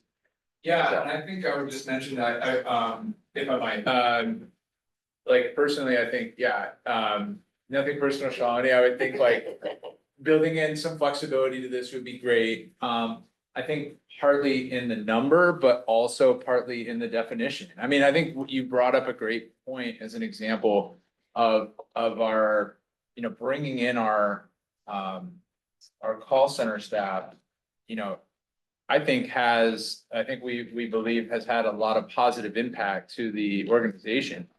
And so for that to, I mean, I understand the spirit of, we want to be leaders, we want to innovate, we want to be breaking new ground. And I guess I just feel like there might be some tension there, against, I think to Director Spear's point of like, finding, solutions that others maybe have developed that could be a best practice. Continuing to improve things we had already innovated on, maybe instead of just trying to find another new thing to do. You know where that's gonna go, Director Lorraine? I think, and we'll get there, is operational excellence. Yeah. Because that's our 8th one and we'll get there. Thank you. So there's a place for both. Because we've got 2 minutes on this Okay, agenda. yes, ma'am. Keep going. I'm the Taskmaster. All right, procurement, by 2030, execute contracts for an additional 500 megawatts of new clean and renewable resources. And this is the driving innovation that even passes my muster, which is to minimize the reliance on fossil fuel resources to meet capacity needs. That is really the dirty secret of the energy industry, is capacity. It's mostly natural gas. And so for us to do this is really revolutionary. And I really credit Roy's team for being up for the challenge while doing everything else that they are doing. Right, Roy? Part of the job. So saying we're already 1 out of 10. Well, This is what. while maintaining 100% compliance in an increasingly complex regulatory environment. Okay. See the footnote, please. Oh, the footnote. Yes, Roy's team is still finalizing what exactly we're doing in terms of the integrated resources plan. The timing got a little disjointed between our internal strategic planning and the official CPUC integrated resources plan. So that number might be subject to change due to updated modeling that they'll be doing for that process. And that is coming to the board in March, March of 26. Although that footnote's kind of been carried over for, probably 2 years, so it's that No. challenging, it's that Not so. challenging regulatory environment. Equity program, secure at least $20 million in external grant funding to design, launch, and grow equity-focused energy programs that deliver direct benefits to vulnerable customers and communities, as well as expanding our work with local community partners on effective program design, customer access, and feedback. So Leslie, that might be where that customer feedback forum would show up. I'm gonna make a comment here. A little personal comment. I had hoped that this number would be more than 20 million. And I hope it will be. What we are responding to here is just being frankly totally realistic about where things are going in our state with respect to available public funding for, various energy programs serving lower income customers. There may be other grant opportunities, but we had hoped that number would be higher. We acknowledge that and hopefully it will be. Thanks for clarifying that, Sean. Sure. Maybe two things. I think for this one, as any more member agencies are looking at their own climate action plans and their goals, I think we're all struggling with this funding and financing piece as well, is how we're going to accomplish everything that we put in our climate action plan. So I think just thinking through one, how does it tie in more closely and align with all of the 20 jurisdictions and the counties that you have as well? And also secondly, the other point really will be, I think the earlier one, which is around environmental impact, you had a specific goal that around the amount of metric tons of greenhouse gas emissions that's produced. I think also finding a way to tie it back to local climate action plans is you want to collectively see or help us how we as member agencies are moving that work forward, but it's also in a way moving your work forward. So I would say tying that, like threading that needle a little better. Thanks, Director Sharma. Yes, Director Spear. I don't know if this falls into equity. It's a struggle that we have in the county constantly, where the northern part of the county is ignored, reduced resources to that area. But if equity also can be geographic, so that we're spreading the resources throughout the county, because put that in there, that would be helpful. Okay. Yes, Director Floyd. So the equity program is based on your securing 20 million in external grant funding. Is there no goal for utilizing internal funding to provide some type of equity? There is, do you want to comment on that? There is in a different spot. We have multiple programs to serve equity customers, including our current funding, which is for our whole home upgrade program. That's up to $35,000 for a low income home. We have our e-bikes program, or that's income qualified.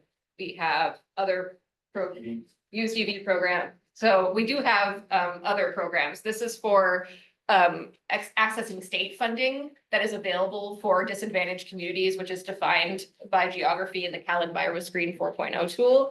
And so if that money is out there for disadvantaged communities and for income qualified folks, we want to make sure that we're getting that for our customers.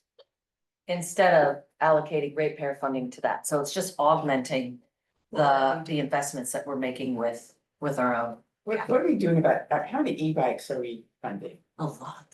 Because that's becoming. Philip, how many? Huge. 1,500 since 2020. But I don't think we fund under the age of 18, right? Or do we fund kids? No. I don't think so. Under 18. We've had some high school participation, although it has not, it's been a relatively small part, but we haven't restricted it. You have to be a If some high schoolers, followers qualified, we've had something to the program. But mainly it's been like adults. Almost entirely. Yeah, trying to get them to use them for work or getting back and forth. And just an interesting note on e-bikes. I was meeting with our school district, and I'm sure most of you know that in Burlingame, we had a very tragic accident. And the school district superintendent told me 80% of the parents have gotten rid of their kids' e-bikes over that. The county is in the process of developing a model ordinance. Thank you, because we've been pushing on that. We brought that up at our council meeting. We're having big issues happening about safety and the kids on the. Yeah. I heard that a Burlingame child lost his leg last. Yes, no, not last week. Last week? That's well. No, it happened 2 years ago. There was a Burlingame Intermediate School kid who hit a back of a truck and lost a leg. A very brief reminder, I'm just going back to the comment, a very brief reminder, these goals are not meant to be inclusive of everything PCE's been. They're meant to be the best examples that if you're succeeding here, it's indicative of the success the whole organization is having. As Chris said earlier, something like you don't want a 500-page tome, which would be easy to write. That'll be staff's job, to E-bikes create will be in 500 pages in the background. They'll be in the key results. is Yeah. where that stuff. Yeah. But, energy but the good, results. but the point that I think, that the supervisor makes is that, we should maybe take a look at the program. Yeah. And maybe focus on people 18 and over to reduce our own liability. We're just bikes. Yeah, or just bikes, or just regular bikes. Yeah. Or level 1 bikes or something. Okay. Okay, let's go. Off we go. We're almost done. Distributed energy resources. This is some of what Chris was talking about in response to the board member's question about virtual power plants. So we want to accelerate distributed energy resource adoption by adding at least 15 megawatts of local solar, 35 megawatt hours of storage at customer sites, and launching at least one 10 megawatt virtual power plant that delivers value to customers, communities, and the grid. And this is part of a distributed energy resources plan document that was brought by the customer programs team maybe 4 months ago. Mhm. This is actually linked to innovation in a way, different definition of it for our strategic plan, but this is where a lot of our cool stuff's gonna be happening, microgrid. All the stuff that is happening in our innovation strategy department is gonna be feeding a lot of this work along with programs. All right, and our last goal is organizational excellence, and I think this is where you were going, Director Lorraine, is implement meaningful improvements in operational effectiveness, efficiency, equity, and resilience, and provide evidence through data and performance metrics on an annual basis. So basically, every year, we're gonna set up, this year we want to, migrate Salesforce. And so at the end of the year, we'll come back to you and say, yes, we did it, no, we didn't, and here's how and why, and here's the operational improvements we've made. All right, I think our next steps is please email Nellie by next Friday if you have any thoughts. This 2026-2030 strategic plan, this is in your packets as the second attachment on this item. If you even just want to redline this or comment this and send it to me, my little lawyer heart will be happy. So please do not hesitate. I'll end there. Okay, public comment. Let me just take public comment really quickly. Does, Wait. oh, whoops, Sorry, we're just gonna take public Oh, comment okay. really quick. Does any member of the public have a comment on the plan that we're working on? Please. Yes, please, go ahead. Thank you. Good evening, Brian Schmidt from Menlo Park. We are involved on climate issues in Menlo Park, San Mateo County, and the broader region, been involved with PCE over the years. Happy to be here tonight. And I'm happy to review the draft strategic plan. It looks really good. Had some comments there, not so much on any changes to the plan, so much as implementation of the plan, particularly talking about equity programs and distributed energy resources. On equity programs, the draft strategic plan on page, I believe, page 18, talks about embedding equity in program design. And that's something that seems to me that could be integrated throughout other aspects of PCE's work, in particular, distributed energy resources. When you're looking at something like a virtual power plant, which is both mentioned in the DER component, and Director Flynn brought it up earlier today. That's something where you're incorporating a price signal into your customers. Who's going to respond more to the price signal? Somebody has a $40,000 annual income, or somebody has a $200,000 annual income for the same price. So those programs, I think, should especially look at going to communities that are economically disadvantaged, both to make those programs more successful and because they should be, instead of last in line, first in line to get these type of benefits. Similarly, I'm expanding external funding. Menlo Park, where I work, was involved with getting funding from the state for working on electrification in the city of Menlo Park, most of which is being spent on equity programs. So we'd love to continue to work on things like that. And in the CEO report, Sean, you brought up these small batteries that are being brought up. And balcony solar is, I think, during the time period of this strategic plan, likely to be legalized as a plug-in system. It doesn't even have to be plug-in, you can still do it. If you combine balcony solar with those small batteries that you're talking about, that would be a great thing. You don't have to plug it in. Therefore, you don't have the legal issues, and you have one of those 10 innovative ideas that you're talking about. Or maybe another one would be Peninsula Clean Energy leading on getting balcony solar legalized for a plug-in in California, just as it has been in Utah, and just as they are now proposing in Vermont and New Hampshire. So I'm very excited about everything that's being done here. Great team, and I'm looking forward to what happens next. Thank you. Sounds good. Thank you very much. Okay, any other members of the public?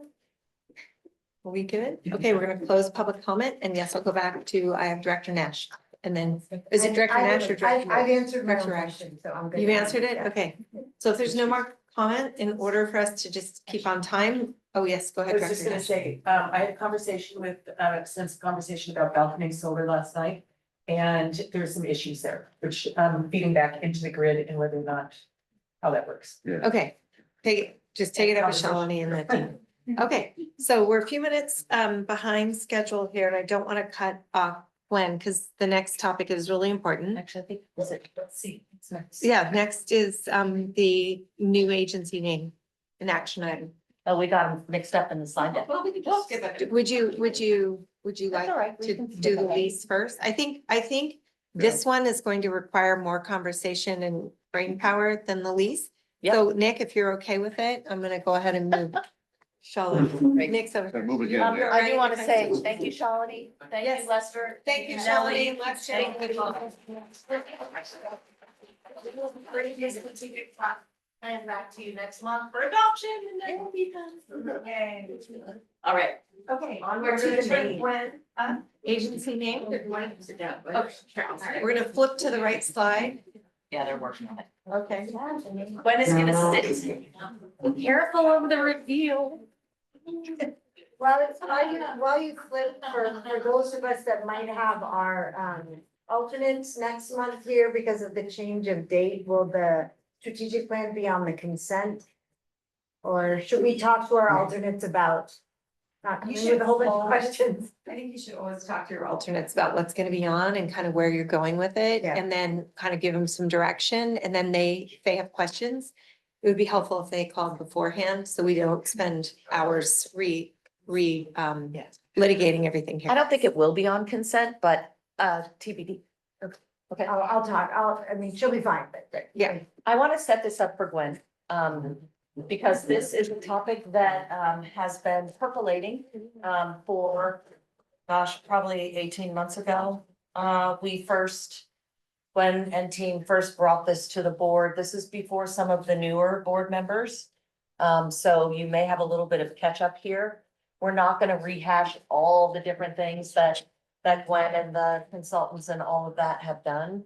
But I do want to say that this is an opportunity for us to, I think, both reflect on where we are now and the value of our amazing name that we have now, along with the potential for what can happen with a new name that brings us into our next decade. So I'm setting that up just so that those of you who are new understand that this is not something that is done quickly or without very deep consideration and participation by a number of board members. So with that, turn it over to Gwen. Thank you, Gwen. Sean, moving directors. Yes, so we've been doing a lot of homework behind the scenes, and I'm really excited that we finally get to do the reveal.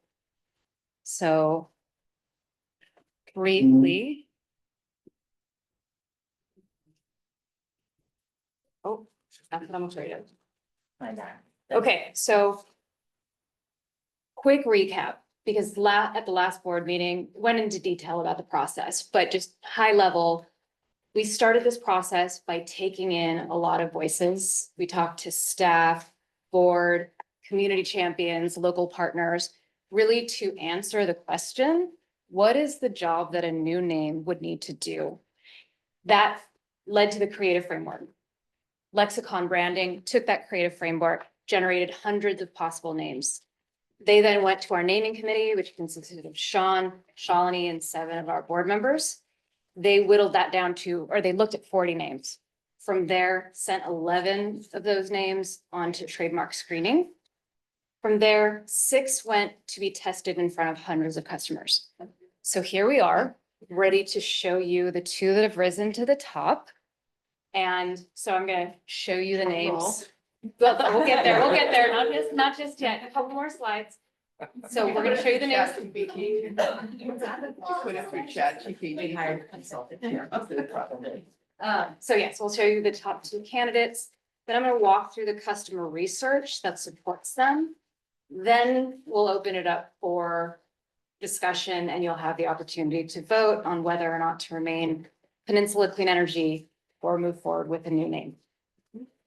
And when are we gonna ask a couple of the naming committee folks to chime in? I think that would be great. I think that would make sense as we open it up for discussion. Great. So when you see the new names, it's possible that you'll have strong reactions. It's also possible you will have no reaction. We've all sort of felt different emotions at different parts of this process, I think. And so I just want to say that however you feel, whether negative or positive, is completely valid. And as guardians of the brand, I think it's really important that we center the customer perspective. And that's really what we've tried to do throughout this entire process. We've really looked for a name that can both connect to our customers and represent who we see ourselves as an organization. That creative framework, we want to be bold, collaborative, ambitious, innovative, in service of the community. Can we find a name that does all of that? And the real test of how a name does with customers is how it lives in the world, on an energy bill, on a billboard, on swag, on an office wall. So we're going to show you 2 names that could carry us forward. I will say that the research does favor one of the names that I'll show you of the 2, but both can carry us forward. And the other thing I'll say before setup, we're so close to the reveal, is that we're going to show you some visuals, but they're really just early concepts. They're rough mock-ups. They're directional. It's just, we wanted to give you a sense of how these could look, but they would go through a lot of iteration before anything actually went out into the market. So with that, I want to start with who we are today and give all of the gratitude to Peninsula Clean Energy for everything that we've done to get here 10 years on. So when we launched, we were focused on trust, education, and clarity. We wanted customers to understand what we do. We didn't want them to opt out, and they didn't have to take any action to benefit from our clean energy. And that name has served us incredibly well. We have maintained a high participation rate. We have cleaned the grid and provided energy at lower rates. When we launched, was a literal description of our original service territory and our original mission. As we have grown in our role and our reach, that name no longer is the full picture of who we are and what we do. So with that in mind, anyone, drum roll? Okay. Clear Vista Energy. Let that sit for a second. So Clear Vista Energy conveys calm, perspective, and shared vision. It's the view of what's possible when we work together for the common good. The word clear suggests openness and transparency, which speaks to how we operate as a public agency. The word vista evokes wide horizons and clean skies and fresh air. So when you put that together, it is reflective of an organization whose mission is to fight for healthier outcomes for climate and communities. So for the initial visual identity, we played with the curves of the sea and the V shape to create that logo mark with the sun and the landscapes. And then we brought in sort of the sunshine and the blue skies for the color palette.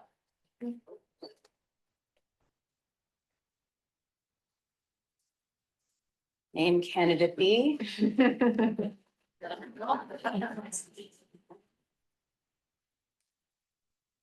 Westlight Energy. Westlight Energy captures warmth, hope, and a sense of forward momentum. It is a story that we can tell about progress through partnership.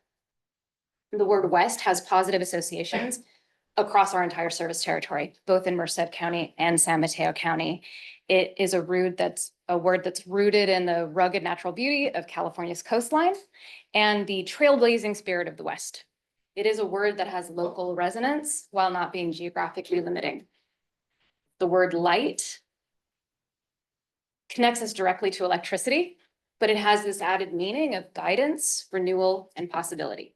So when you take the spirit of the West, combine it with the power and promise of light, you get a name that is evocative of both place and purpose. It's a local public agency that's leading with hope and working with partners to decarbonize. So those are our two front-runner candidates, Clear Vista Energy and Westlight Energy. And now I'm going to show you how they could look in the wild.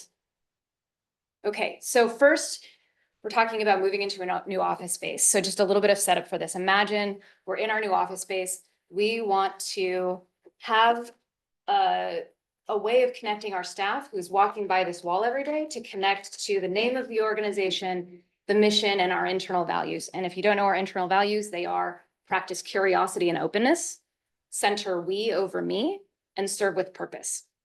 So we pulled those in for this. It's a little setup. So for Clear Vista Energy, a clean future starts with us. That's really leaning on serving with purpose.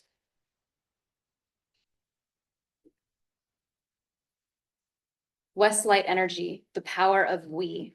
So we're leaning there on we over me. And what's nice is the W of West and the E of energy spell we. So it almost works as an internal slogan. Okay, now imagine you're driving down 101, you're commuting, and you're seeing a billboard. This is about brand awareness. We want people to know who we are and what we do.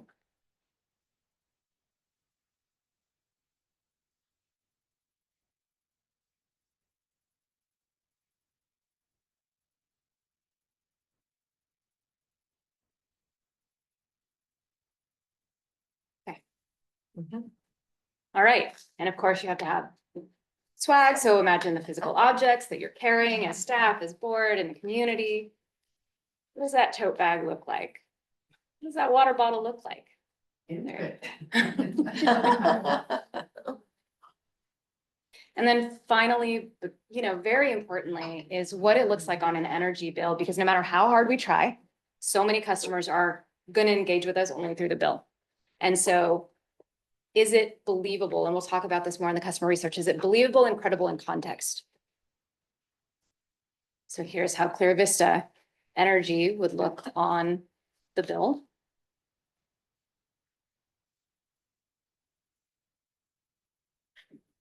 Here's how Westlight Energy would look on the bill. That bill needs to be smaller. Okay.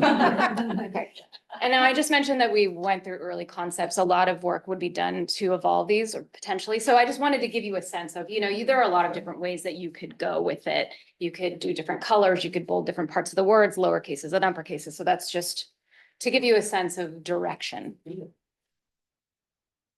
Okay, now we're going to move on to the customer research. A couple more slides and then we'll open it up for discussion. So Lexicon, our partner, part of the value of bringing them in is their understanding of what it takes to take a word and make it a successful brand. So they have named Lunar Energy, who we are working on our DERMS platform, our VPP with. They named Subaru Outback, Swiffer, and Febreze. So regardless of whether or not a name is abstract or descriptive, a word is going to need to have three things for it to work as a brand for us. It's going to have to be, what is its intrinsic value? What is the word intrinsically signal to the customer when they hear it? Not what do we want them to think? It's what does it bring up for them? Then it's believability. Is the name believable? Is it credible in context? This is really important because as a public agency and an electric service provider, this is why we didn't go with an abstract name. This is why you see very descriptive names. We need to be believable in context. And then expansiveness. So we don't want to come back here in a couple of years and say, we have a new program, we changed the name. So we want a name that is expansive, flexible, and adaptable because markets change, programs change, service territory boundaries may change. So is it expansive? So these were the things that were looked at when they evaluated the names in front of customers. So showing you the two, again, that rose to the top.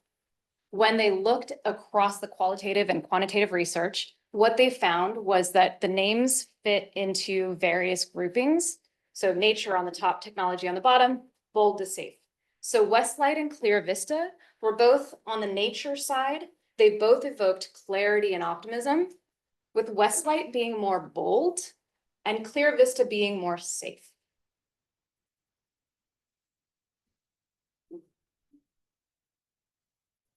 And then in terms of believability, is it believable that this company could be serving electricity to the community? So what you find is that Westlight, highly believable, whether or not you have the word energy behind it, but we would have the word energy behind it. So, and then Clear Vista also highly believable in context, with or without the word energy.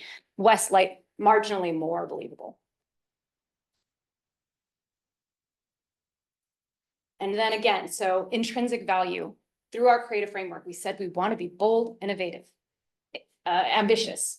And so we were trying to get at how new and different is the name. And in this case, Westlight was the strongest as far as being new and different. Clear Vista, this was probably its main liability, again, on the safe side. In summary, when they looked across the research, what they told us was that all the names have significant potential.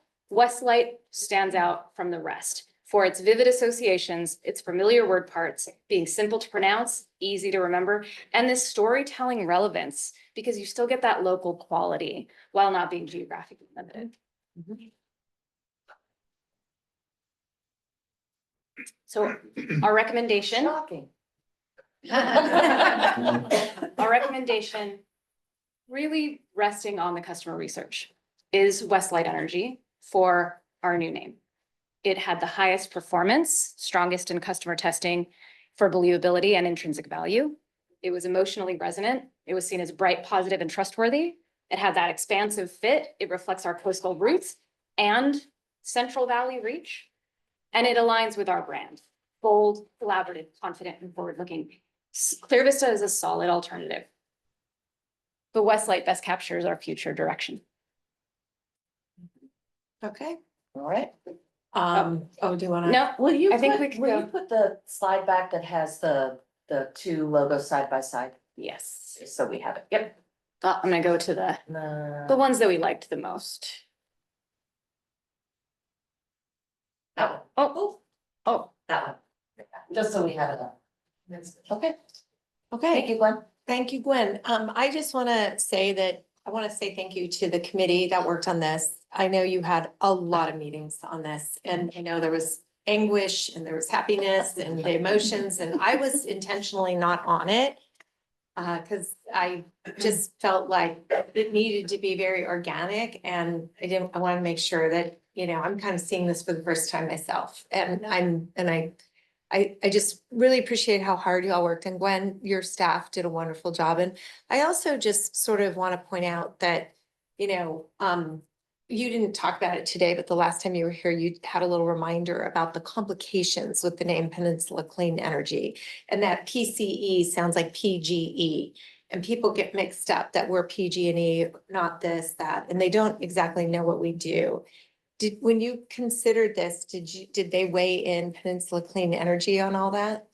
yeah, it underscored, I mean, what we're trying to do exactly is have a name. I mean, what we talked about in the brand evolution conversation is that what we're trying to do is become partners in decarbonization. So while trust and education remains very important to what we do, deeper connection with our customers is going to be required if what we want to do is go into people's homes and have them install tens of thousands of dollars worth of, you know, electrification measures. And so that connection becomes really important. And when you look at that, is the name memorable?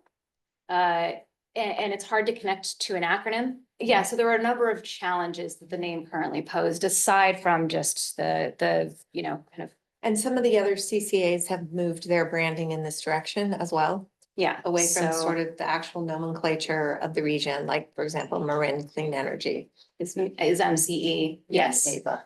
Ava Energy was formerly East Bay Community Energy. Yeah. Okay, just curious. Questions? And then I'll take public comment.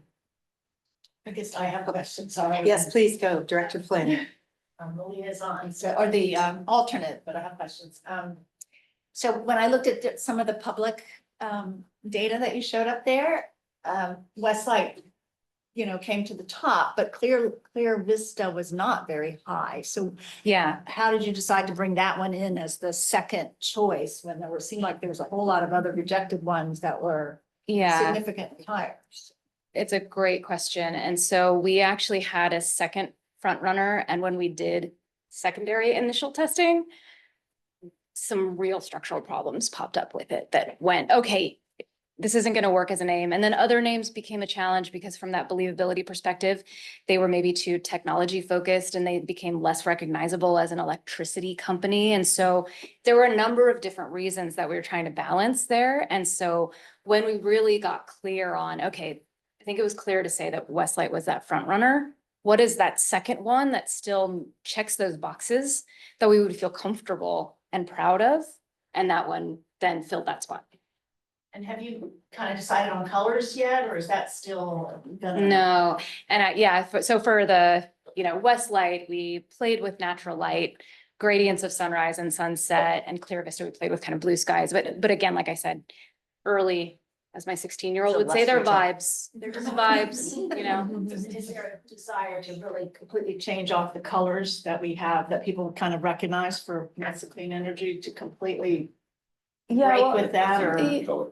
Yeah, so this is a sort of 1.5 brand step because when we started, it was green and blue, but the green had accessibility issues. So we ended up changing it. And now it's, through the brand strategy that we've worked on, it's who do we want to be? Who do we want to be in the minds of our customers? And what visual identity then fits that? And so I do think it's a natural time for us to revisit what the whole visual identity will look like.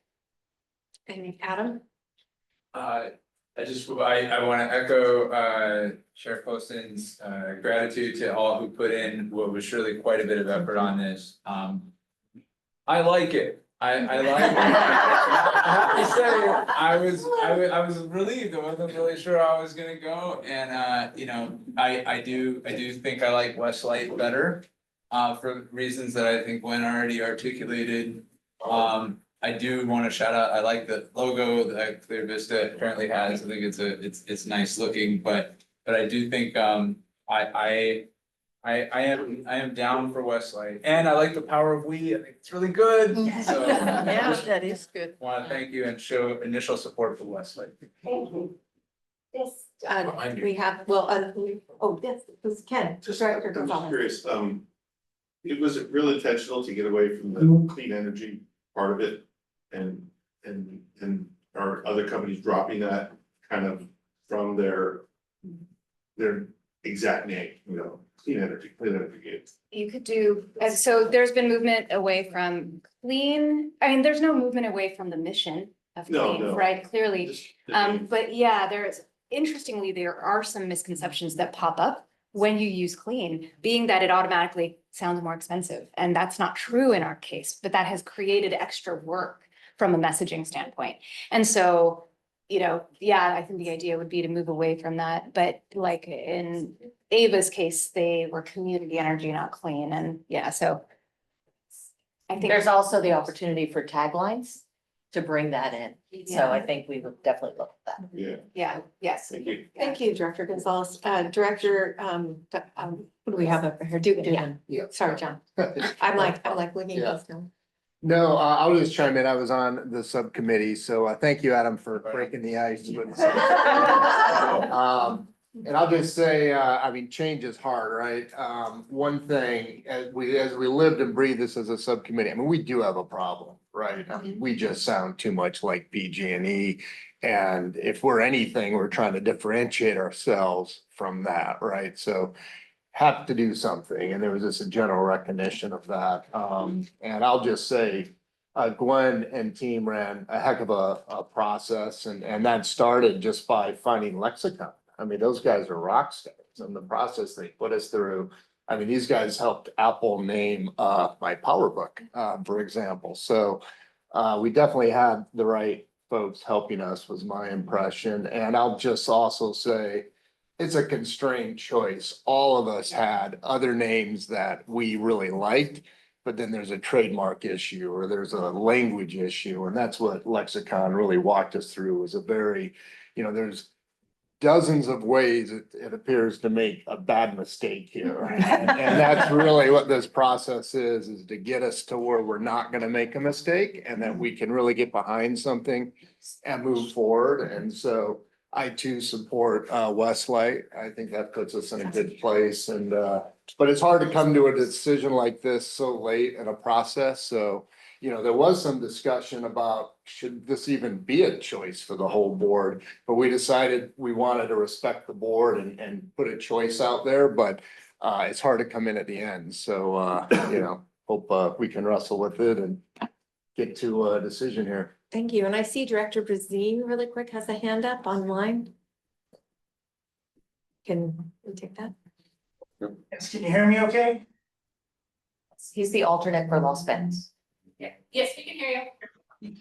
Well, yes, I am the alternate. My name is Gary Breezy. I'm the alternate for Mayor Michael Amabil. I'm the city manager for the city of Los Banos. And the mayor couldn't be here tonight on this, what I think is a very exciting night, but he had a message that he'd like to have me read, if you don't mind. It should only take a second. It says as follows: Dear board members, as a member of the Peninsula Clean Energy Board, I want to express my strong support for the proposed name change. As our organization continues to expand its reach and impact, it is more important than ever to adopt a name that truly reflects our inclusive and growing service area. I believe that a broader, more encompassing name will strengthen our identity and open new opportunities for collaboration. In particular, I can envision other cities in Merced County, as well as the county of Merced itself, joining as members of our partnership. If the board decides to expand our reach, I will personally encourage our neighboring jurisdictions to consider joining, while highlighting the many benefits and proven value of the partnership between the city of Los Banos and Peninsula Clean Energy. This is an exciting time for the organization, and I'm confident that with this step forward, we can continue to lead by example, promoting clean energy, regional collaboration, and sustainability across Northern California and the Central Valley. Sincerely, Michael S. Amabil, Mayor of the City of Los Banos. Thank you, guys, and thank you for all the work on this. This has been a really interesting topic to walk through with you all, so thank you for letting me be part of that. Thank you, Director Brazine. I think we have Director Jimenez. So you mentioned that there was still some work to do around the color scheme. How wed are you to the logo as well? Is that still? It would all something be in part of that process? same process. And so we already have a marketing RFP underway. And that's partly because we have a 10-year anniversary to celebrate. And so we're looking at bringing on a partner that would help us with that visual identity. Yeah, no, I love the Westlake name, and the color scheme seems great. I think. Okay, so I'm just gonna say it looks a little on the phallic side. On the left side? Phallic side. Oh, interesting. Okay. Sorry, Yeah, so I've spent some time. Are you saying it's a logo? The logo? The The logo mark, The the logo mark. So. Yeah, Sorry. Yeah, and so I'll say, Incredibly embarrassed to even mention this in, online and into the public, but I'm just I gonna see throw it. that out there. yeah, so, and I'll say the. Now you kind of. I'm sorry, but these So are the important. W forms the sun rays and then the E is the water, but I hear you. And that's why we said early rough concept. Yeah, we would definitely evolve that. I have Thank you. teenagers. Most good art has that, so.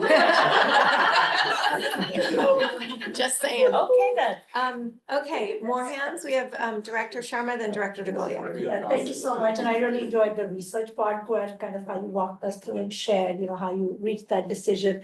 My one question was there any consideration to making it some Westlight Community Energy, or was that something you want explored?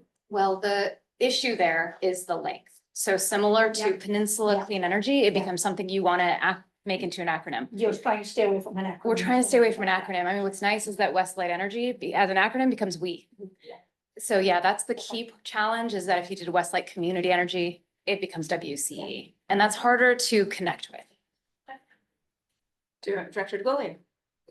I like the name.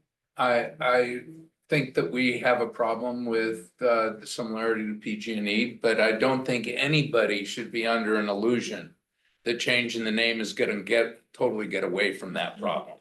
We have the problem because we're one of 10 pages in PG&E's bill.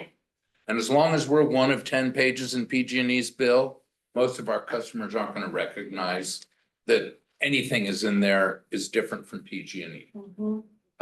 So I don't think this solves that problem, but it does address the similarity between PCE and PG&E, which I think is a real issue.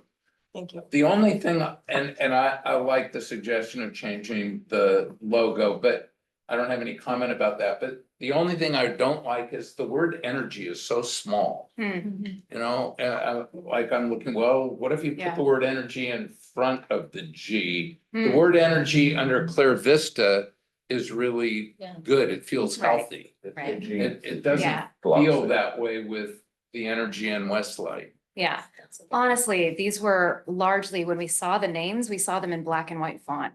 And you know, so these were early efforts to really go, okay, what could this look like out in the market? But again, I think your comment is really well taken, and playing with different ways of bolding. You know, we bolded the west and made the light smaller. You know, there are a lot of things that we could do, but it's a great comment. That'll be in round whatever, what. Yeah. I want to just open this up to public comment quickly. Do we have any members of the public? Come on up if you do.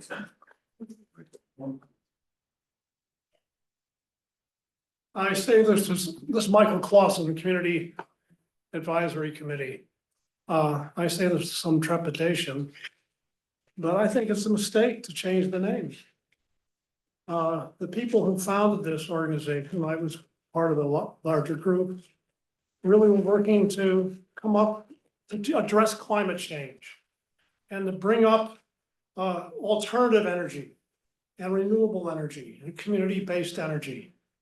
And although it's not, and I understand the similarity with PG&E, and I think that is a problem. And that probably is the only reason I could even support at all a new name.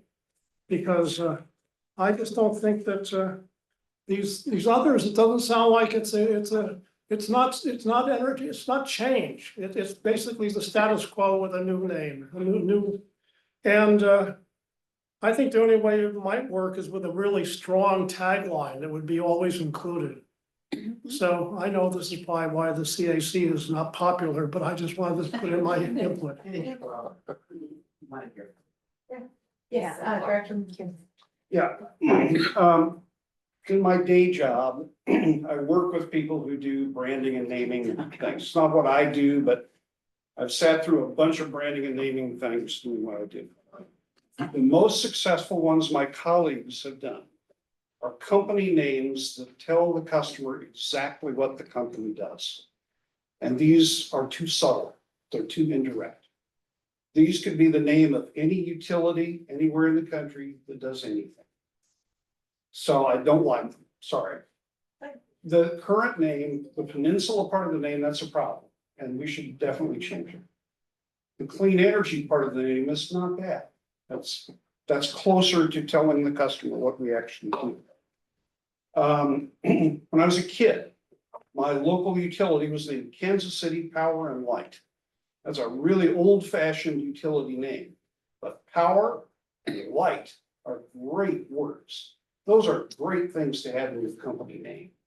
And I want to thank everybody who worked on this. I've worked on naming campaigns that went on for a long time, and they went this way and that, and in many cases, nobody was totally happy at the end of the day.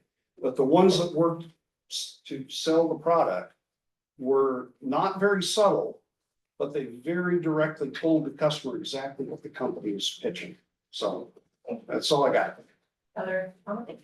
Yes.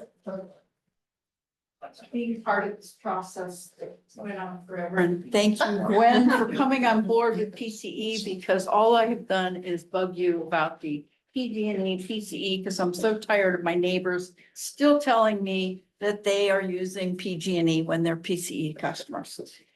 And in terms of the name, I can't tell you how much exotica we went into names going, oh, let's make it really unusual. And I was very much in favor of that. But I think what really pulled us back, the bottom line, when you see the market research, what did they remember? Because if you have a name that they can't even remember 10 minutes later, it's not working. So for all of the things that we were discussing internally, ooh, I like that. Oh, no, I like this. And we all had different opinions, went through the process. We learned a lot. It was really a good process. The extended names, people just, they give up. They can't remember 3 words. It's like, give it up. These two were the top of the market research. And we all as a committee said, why should we be imposing something on the customers when that's what they remembered and liked? So that's how we ended up there. And you don't have all the exotica choices that we went through. And I think that's an important consideration. What does the public relate to and what can they remember? Because we want them to remember our name and see it on that bill and go, I know who that is now. And it's not PG&E. Yes, Marty. So, Director Medina. all good. So I served also on the committee and it was very interesting of choosing a name, and you're absolutely right. We had just kind of some more oddball names and as these two rose up, the committee wanted to make sure we were going to bring it back. That it wasn't just recommending one and getting your input, your communities, right? And so to me, I was like, okay, I'm not a huge fan of either of them, honestly, but I see it's the right time to make a change at the 10-year anniversary. PCE is confusing, that's easy, and for the C and the E, clean is nice, but it just seems like we could go ahead and let the board decide what we want to do. So I think the most important thing though, I mean, you could change the name, but we still need to provide clean and less costly energy, right? And we're doing a lot of the great things, and the name part of it, that's gonna be not, to me, really honestly, not as important as everything else that we do. But at the 10-year anniversary, and I see that as we have really evolved as a company, that it's probably the right time. So, please, yes, Director Spear. I am gonna say agnostic on this. I don't think I'm gonna vote. But when you said company, it sort of made me jump. We are a community entity. We are a public entity. And these words do not speak to that. And we want the customer, the consumer, to trust us. And I just don't get that from either of these. And I think I'm new to this board, but I sense that what's driving this, besides the PG&E, is the fact that there's this interest in wanting to expand. And, that's a decision for the board. I understand why Los Banos doesn't like Peninsula Clean Energy because they're not on the peninsula, but how many ratepayers do we have in PCE that are from San Mateo County? How many are there? 295,000. Okay, and how many from Los Banos? 15,000. Okay. So it's a small. percentage. I think it's really important to think about the fact that we are a public entity. And we're looking pretty corporate to me. If you look at those two logos. Thank you. Oh, go ahead, Leslie. I was just gonna give my 2 cents. First of all, I love the process and hearing about the process and really trying to trust the process. And I want to thank you for not recommending the really esoteric amorphous, what the heck is it? Well, those can be fun. I think that does put a that would put a burden on, organization and those Western organizations. Seeing the word west, to me, that's perfect, that's our geography.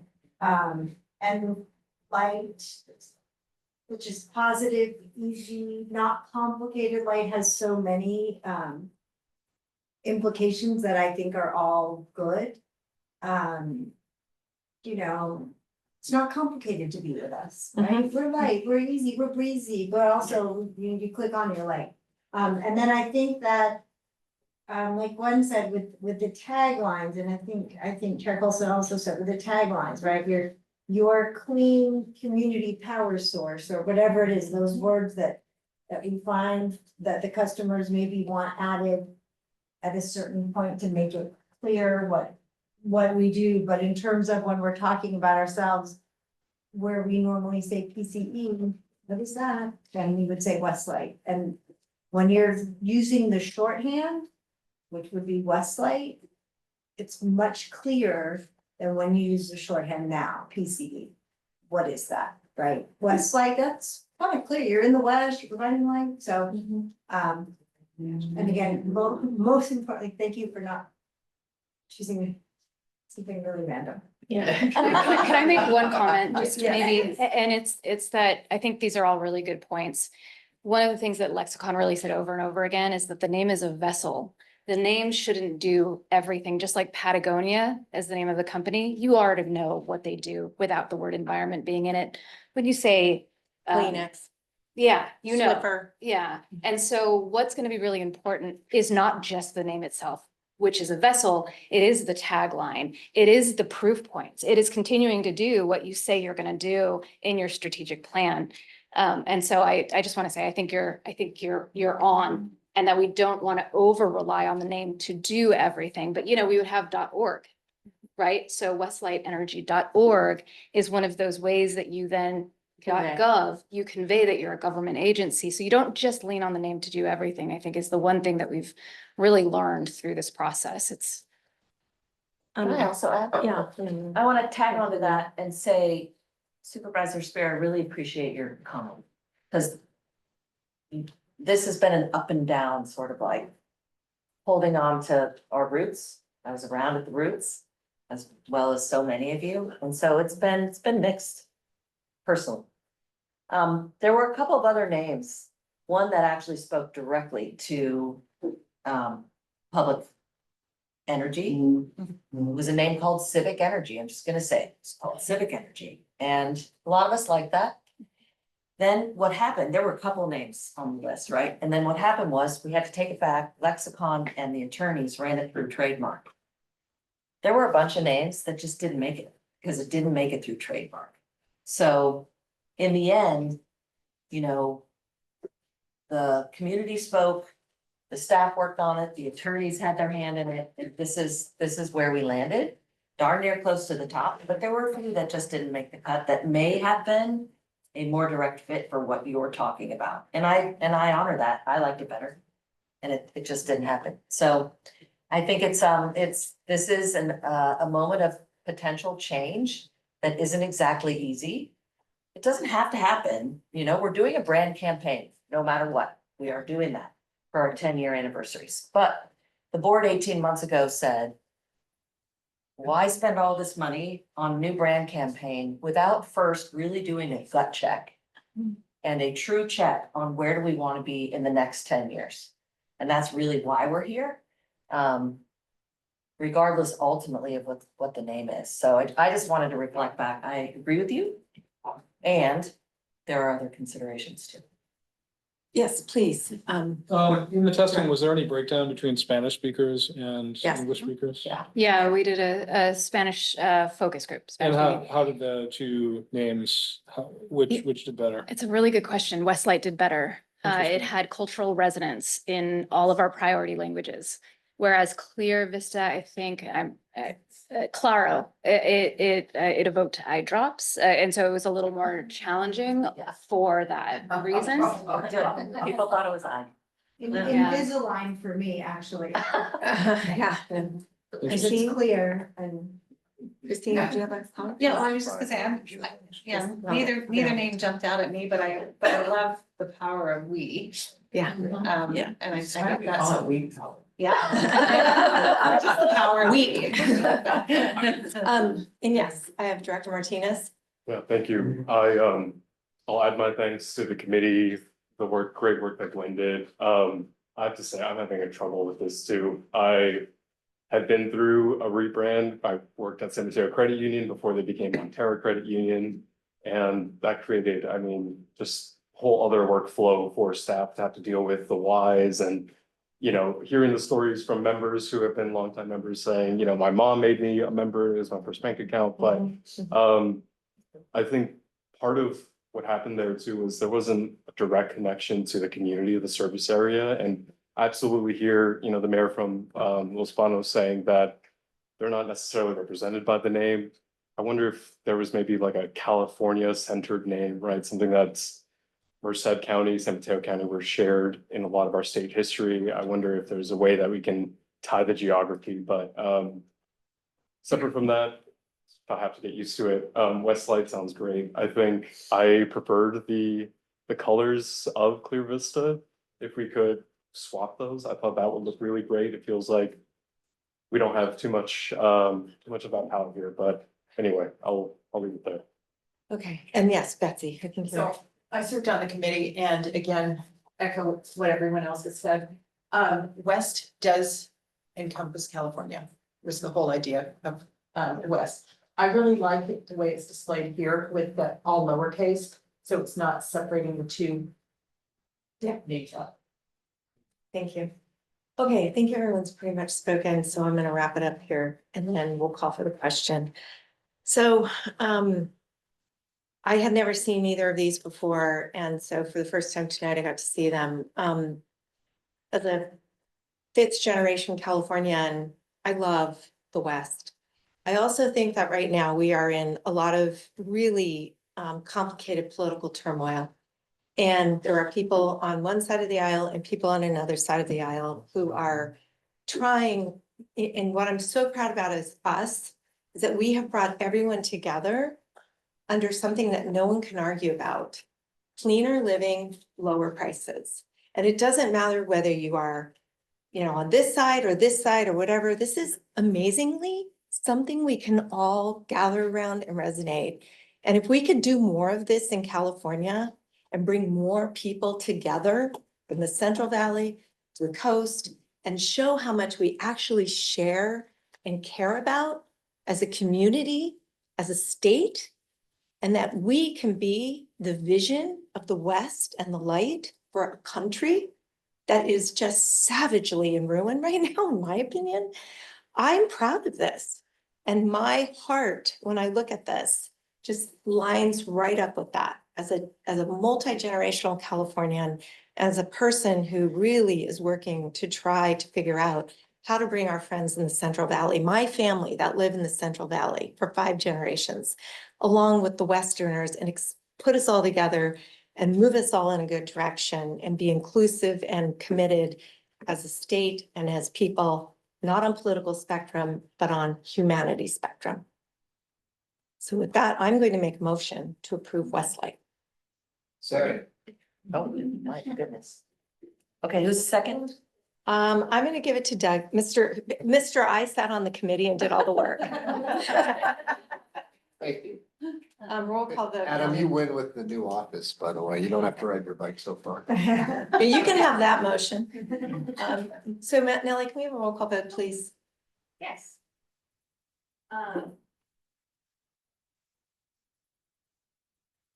And just to clarify the motion, The motion is to advance with Westlight Energy for PCE's new name. and inclusive of, sorry, there's something in the staff recommendation for additionally authorizing staff to implement a brand awareness campaign on the Yes. selected name. The whole Whole motion. thing with Westlight. And I do want to point that out too, that I really feel like, I think we got a lot of input from staff and this seems like what staff wants. And I really do want to be sensitive to supporting our staff on this kind of a situation because they will be here for a long time. Off we go. San Mateo County. Stay. San Mateo County, Yes. Atherton, Yes. Belmont, No. Brisbane, Yes. Burlingame, Yes. Colma, Yes. Daly City, I'm here. East Palo Alto, Yes. Foster City, Yes. Half Moon Bay, Yes. Hillsborough, Yes. Los Banos, Yes. Menlo Park, Yes. Millbrae, Pacifica, Yes. Portola Valley, Yes. Redwood City, No. San Bruno, Yes. San Carlos, Yes. San Mateo, Yes. South San Francisco, Woodside, and the motion passes. All right. All right. Congratulations.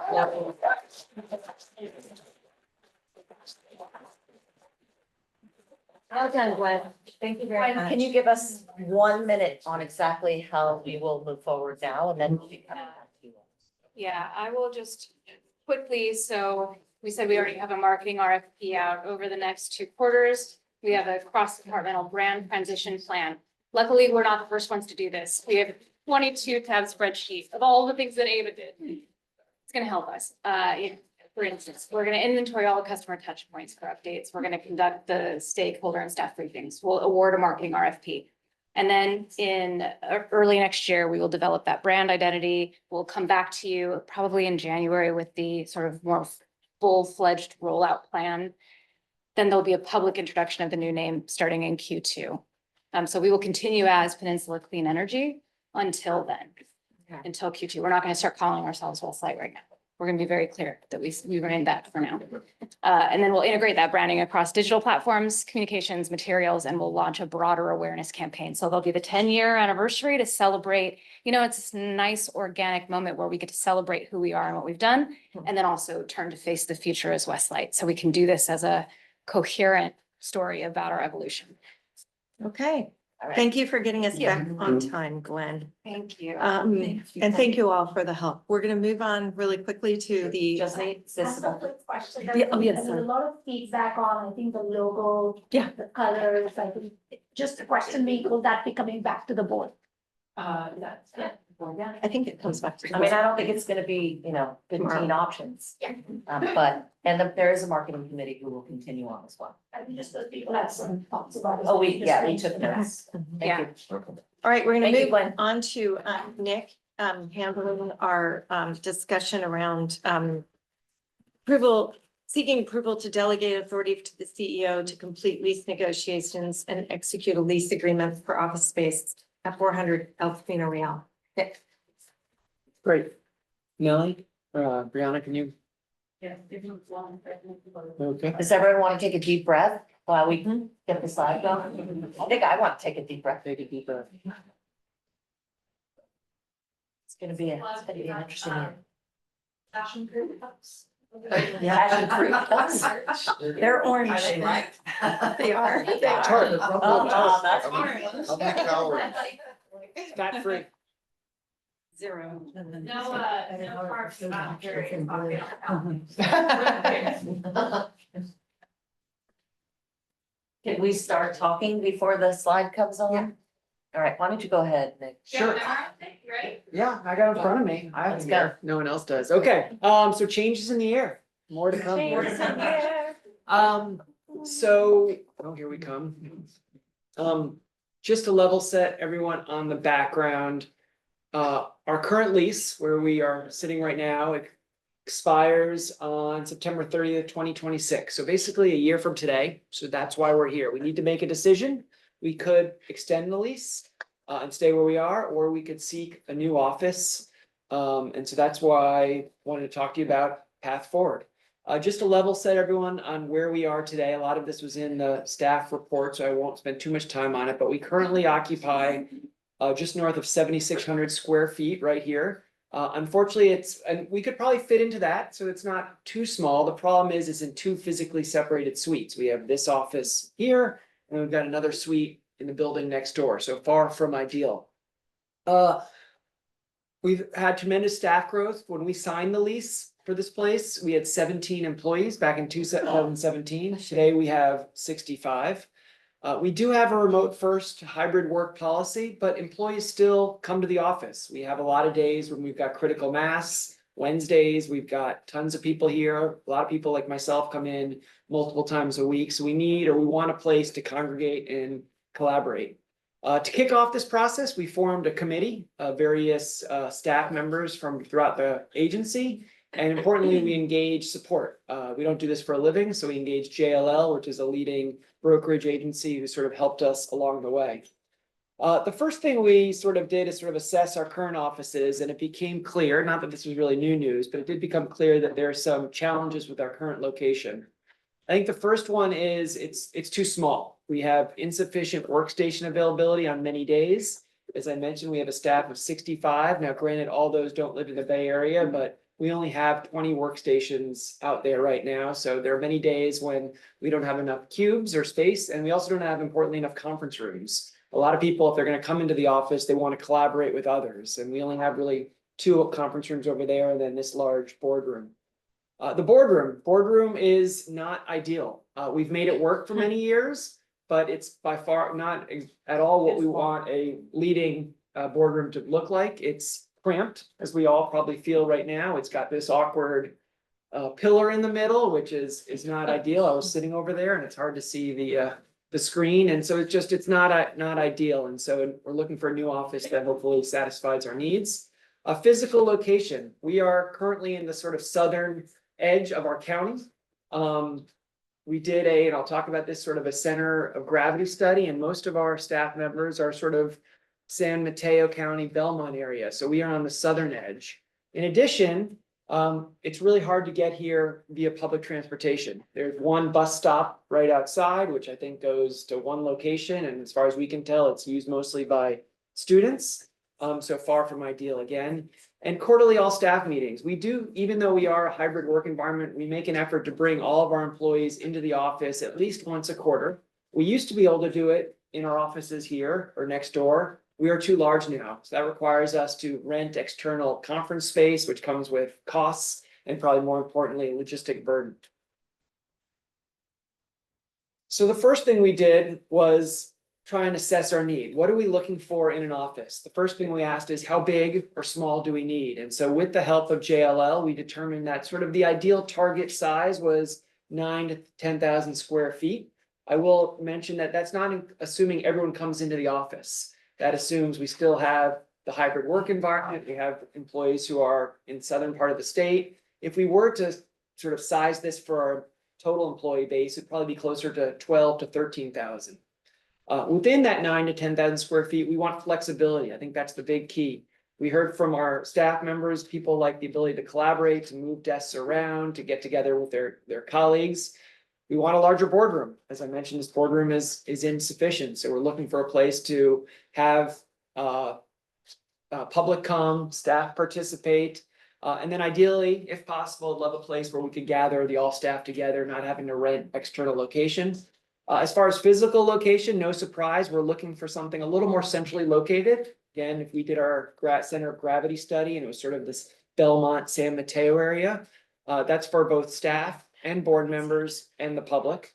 And then we obviously surveyed our staff. It's no surprise, a engaged staff is a productive staff. We want staff members who are excited to come into the office.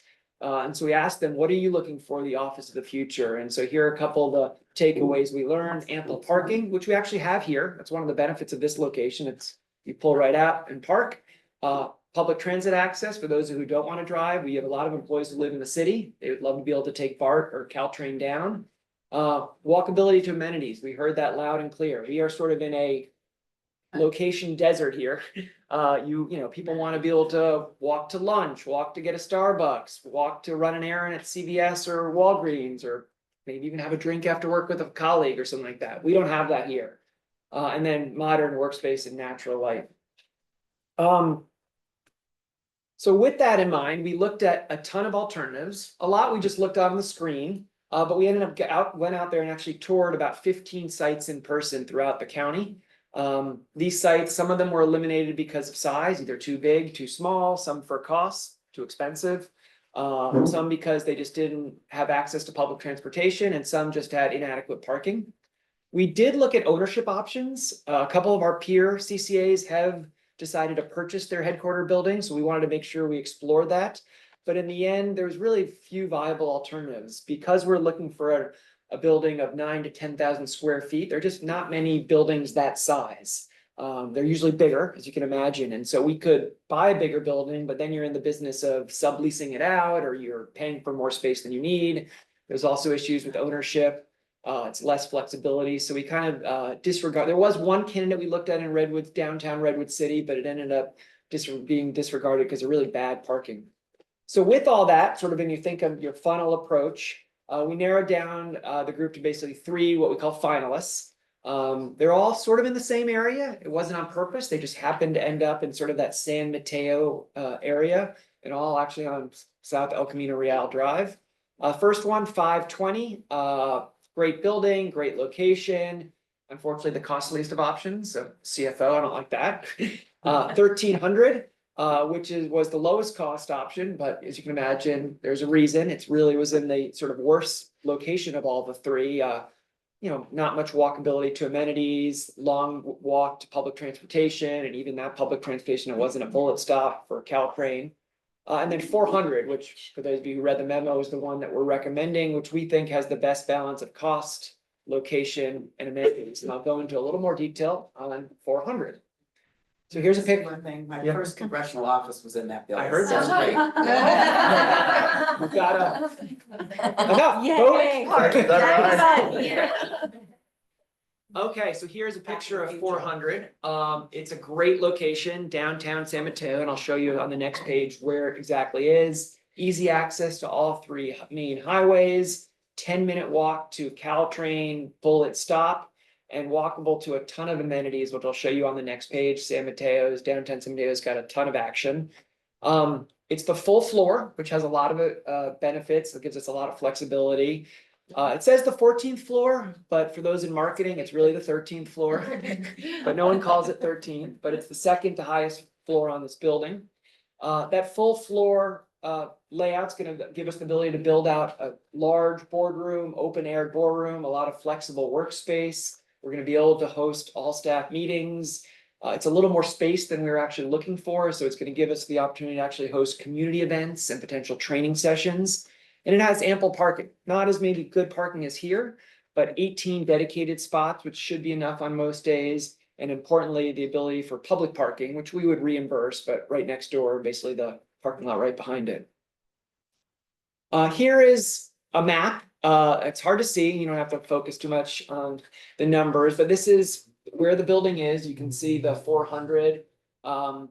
The orange dots are all the restaurants, and you can see they don't have to focus on what the restaurants are, but the punchline hopefully you get is there's a lot of options here. You've got services, banks, gyms.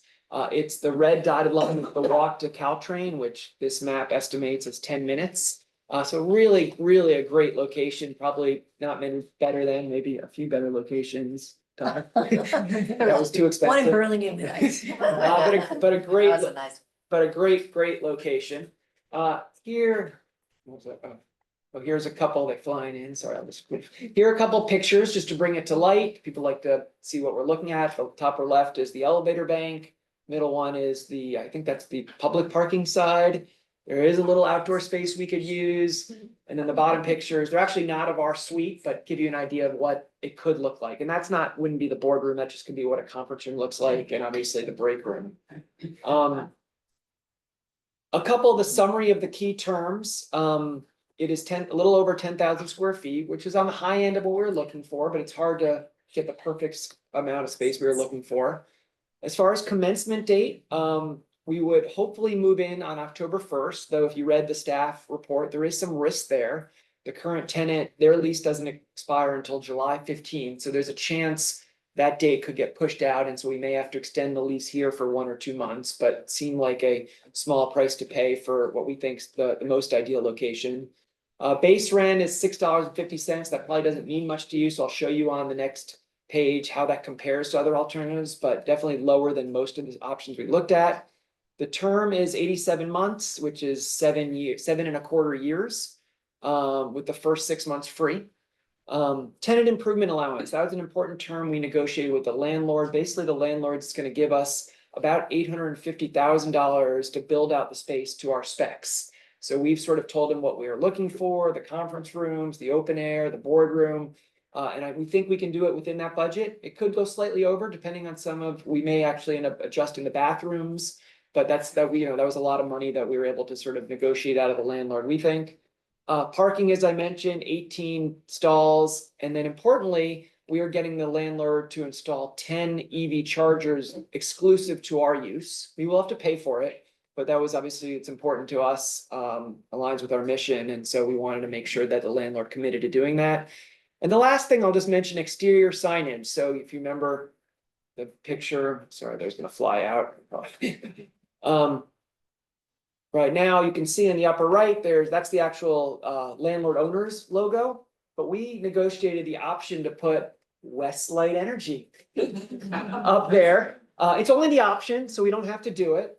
We negotiated the price down from $10,000 a month down to $6,000 a month. Gwen's team engaged Idea Lab to look at how that compares to other alternatives like billboards. And it's really cost comparable. And I actually think it would have a lot of sort of local presence, the local utility. Again, we don't have to decide today to do it, but it's an option value. So picture Westlight at the top of that building. Again, this is the tallest building in San Mateo. So good name brand recognition. Sorry, now I got to go all the way back, but I just wanted to highlight that. Here, so numbers as CFO, I got to talk about numbers a little bit. Wanted to compare 400, which is the one we're recommending, to at least the 2 other finalists, as well as our current office, just so you get an idea of what we're looking at with regards to cost. You can see the size of the top row. Again, the 400 is a little larger than we were targeting and the largest of the 4. Importantly, usable square feet. This is the square feet that we can actually use. I guess that's the definition, but it excludes things like common hallways or lobby space that are not usable for desks. Because it's a full floor, it has a really high what's called load factor. And so the usable square feet is pretty close to the rentable square feet, which is not always the case. And then when you divide usable square feet by the cost, it ends up at a base rent of $717, which is one of the lowest of all we looked at. So that's a good comparison. And then when you look at just the total dollar amount, dollars and cents, it's just north of $700,000 a year. That's the net present value cost over the 7 years divided by 7. And you can see how that compares to the other options. Again, it's the largest of the 3 or of the 4. And so that's why the total dollar amount is a little more than the others. Just to put in context, this is the base rent. Remember I mentioned that their cost is $6.50. We thought it'd just be helpful to compare all the options we looked at. This is not just the finalists, but all of the menu. And we looked at more than this, but these are the ones where we got sort of price quotes. You can see green bar is the one 400 that we're talking about. And then I did a little light blue for our current. So you can see they're thankfully on the right end of this graph, not the lowest, definitely below average and definitely a lot lower than some of the other options we looked at. So hopefully it gives you comfort that we are being frugal with our funds. As far as timeline, busy chart, but we started, as I mentioned, back in December of last year. So almost a year ago, we had the Workplace of Choice Committee. We've, as I mentioned already, seen a bunch of offices, narrowed it down to sort of the 3 shortlisted, which we sort of what they call traded papers, and started negotiating. We've met with the executive committee twice to get them on board and get their feedback, importantly, on this process. And here we are, where I have the star seeking board approval for the CEO to negotiate a lease. We're in the middle of negotiating a lease. And so we don't have it yet today, but the broad terms are as I described on that prior page. Assuming we get board approval, we hope to sign the lease soon after in the next month, engage importantly an architect to build out the space. We want to do as much pre-work as we can over the next 6 months or so, because the construction period is going to be really short. As I mentioned, there's a current tenant in there right now. And their lease expires on July 15th. And so for us to be able to get in there on October 1st, that's a 2.5-month period to build out the site. So not a ton of time. So we want to get the permits pulled. We want to get all the planning done. So that as soon as that tenant evacuates, no, it's not the right, leaves, we can get in there and do our work as soon as possible. I'm probably, if I was a betting man, guessing we won't get in October 1st, hopeful. And so we may have to stay here a month or 2 longer, but again, hopefully not a big inconvenience. And so we're hoping to move in on October 1st. We did negotiate in the lease penalty payments if the move-in date is moved past November first. They have to start paying us, so there is skin in the game. So hopefully that motivates us to get in there at least by November first. Okay. And then action is just, approval for Sean, CEO, to complete the lease negotiations for a commencement date of October first. Okay. Questions? On a motion? Yes, please. Well, I have a comment. Public comment really quick. Any public comment? Okay, I think there's. Abatement starts on what date? It's the first 6 months is free. As of October. Yep. Well, this day we start moving in. So as soon if we move in November first, it's the first 6 months of rent is free. Okay, do we have a question? Are the 10 EV chargers part of the 18 parking spaces? They are, yeah. So if the tenant improvements aren't completed by October first and they go until November first or later, we don't pay rent until we move in? Not only do we don't pay rent until the tenant improvements are done. So it's either the earlier of October first or the later of October first or tenant improvements. And if it's past, and so we're not paying rent until we move in. And even every day past November first, they have to start paying us. So not only do we not pay, but they give us, 1 day for each day past that, which we could use to pay to. And then once you move in, you have 6 months. Yeah, and actually, you're right. We don't even pay for the first 6 months. First 6 months are free. When the 6 But by months what start. date do you have to provide the plans and get the permits? That's all happening prior to July. They'll probably negotiate that. Yeah. And we'll have a little work on that. Yeah. Do you have a sense, about how old the building is and how long the previous tenant was there? Just thinking about like handicapped improvements and so forth. Jackie's like that, let's see. The building is older, and that's the reason it's on the lower price zone, 520, which the other one we were looking at was not brand new building, but just redone. This is on the older side, so I apologize, I don't know the answer to how old it, maybe Jackie does, how it's been there Well, for. no, it's been there a long time. It's gotta be probably 40 years old. Yeah. Maybe 40 years old. But you wouldn't know it. Yeah, they've spruced it up, but it's. And the good news is that orange is the color that they have in there, so it matches. Oh, she's getting on board. Is that, sure, yeah. It'll be ADA compliant. It will be It ADA has to compliant, I be. don't know how know, old it it just, is. it can be expensive and you have to spend a certain amount of whatever your TI costs. We are, for those we are in the improvements. process of negotiating right now. We had a call actually with the landlord and their Architect. or not architect even there, yeah, architect and engineer. And there is like some of the bathrooms may need some compliance work and we're gonna make sure those are the kind of things we wanna make sure they pay for, so. If We haven't you need signed an it yet, If but. you need an architect to look at anything, I'm. Oh, okay. Yeah, she can do Okay. it. She can do it. Okay, yes, Director Lorraine. Thank you. I'll just, real quick, I can't help myself. So firstly, I'll just note that I was not a part of this decision-making process. We just happened to get 3 spots in San Mateo. And so now I feel like it's okay. It's to because you're so mention. much cheaper than Burlingame. I happen to have worked in this building on the 14th floor. Get out of here. For 12 years, in a previous life, which was not that long ago. So I just wanted to vouch for the quality of the location, this finalist. And in fact, I did meet Congresswoman Spear for the first time in an elevator when I was there, which was really cool. I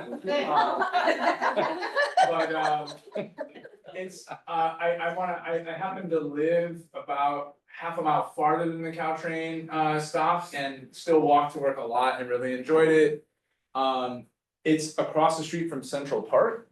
So just FYI, another amenity is you're literally across the street from a very nice park. And so if you wanted to take a break, you could have like a sort of, you could walk through the Japanese garden. So I just think like there's a lot to like about this location and just wanted to. And the views are nice, as mentioned, it's one of the tallest buildings in the city, so. So members of the public, does anyone have a comment? All right, seeing none, I'm gonna close public comment. Would our former congressman and current supervisor, Director Spear, like to make a motion? Yes, I will approve, giving the CEO the authority to negotiate the lease for it to start October 1st or later, Director Lorraine, would you like to second them? Yes, I would, thank you. Okay, we have a motion, we have a second. Can we have a roll call vote, please? San Mateo County, Yes. San Mateo County, Yes. Atherton, Yes. Belmont, Aye. Brisbane, Yes. Burlingame. Yes. Colma, Yes. Daly City, East Palo Alto. Yes. Foster City, Yes. Half Moon Bay, Yes. Hillsborough, Yes. Los Banos, Yes.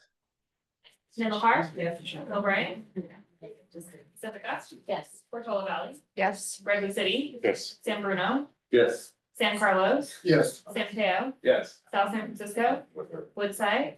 Thank you, motion passes. All right, congratulations on the staff. Wow, there's a lot of new. All right, so I'm gonna ask everyone to indulge here for a moment. We have 2 items left on the agenda. One is a planning discussion for the 10-year anniversary, which they're anticipating 15 minutes. There's also a board open forum. It is 8:47. We're supposed to end at 9. We've already had a really long night. We have a light agenda in November, and I'm happy to roll those over to November, where we can maybe not have so much change in one night, all in one night. And maybe I digest all this, if it is your pleasure, what you would like Roll to. them over. Roll them over? Everyone okay? Roll them over? Follow our leader, follow our leader. Little hand, okay. So can I just make a quick amendment? We might do one in November and one in December. That's We'll spread fine. it out, but it will be done by the end of the year. Okay, thank you. I know everybody wants to go home. I just also want to point out that Director Spear has showed up today with a boo-boo. And I She wants to appreciate, go home and go to sleep. I appreciate you coming with that arm and the whole thing and staying with us the whole evening. And I just really appreciate everybody working so hard tonight. So if it's everyone's pleasure, we can just conclude the meeting and we'll roll over those 2 other items to the next 2 board meetings. Yes, Nellie? Do we need a motion? We don't need a motion. The chair can do that. We also have number 14, which is board members' reports. Okay, are you okay? Does anybody insist on having, oh, I- God, Director Ragsdale, are you sure? Sis, anyway, really quick. Our California Association of Youth Commissions is having a free virtual conference in November. I have flyers with me. Come see me if you have young people in your life that are interested, whether or not they are on youth commissions. I'm gonna speak. I know. You're speaking, Alex? Thank Okay. you. All right, So excited. okay, anyone else have anything? Any public comment on that? Any public comment on that item? Okay, then, we'll go ahead and conclude the meeting. Thank you all very much, and we'll roll the other 2 items over to the next. Thank you, everybody, for your time and.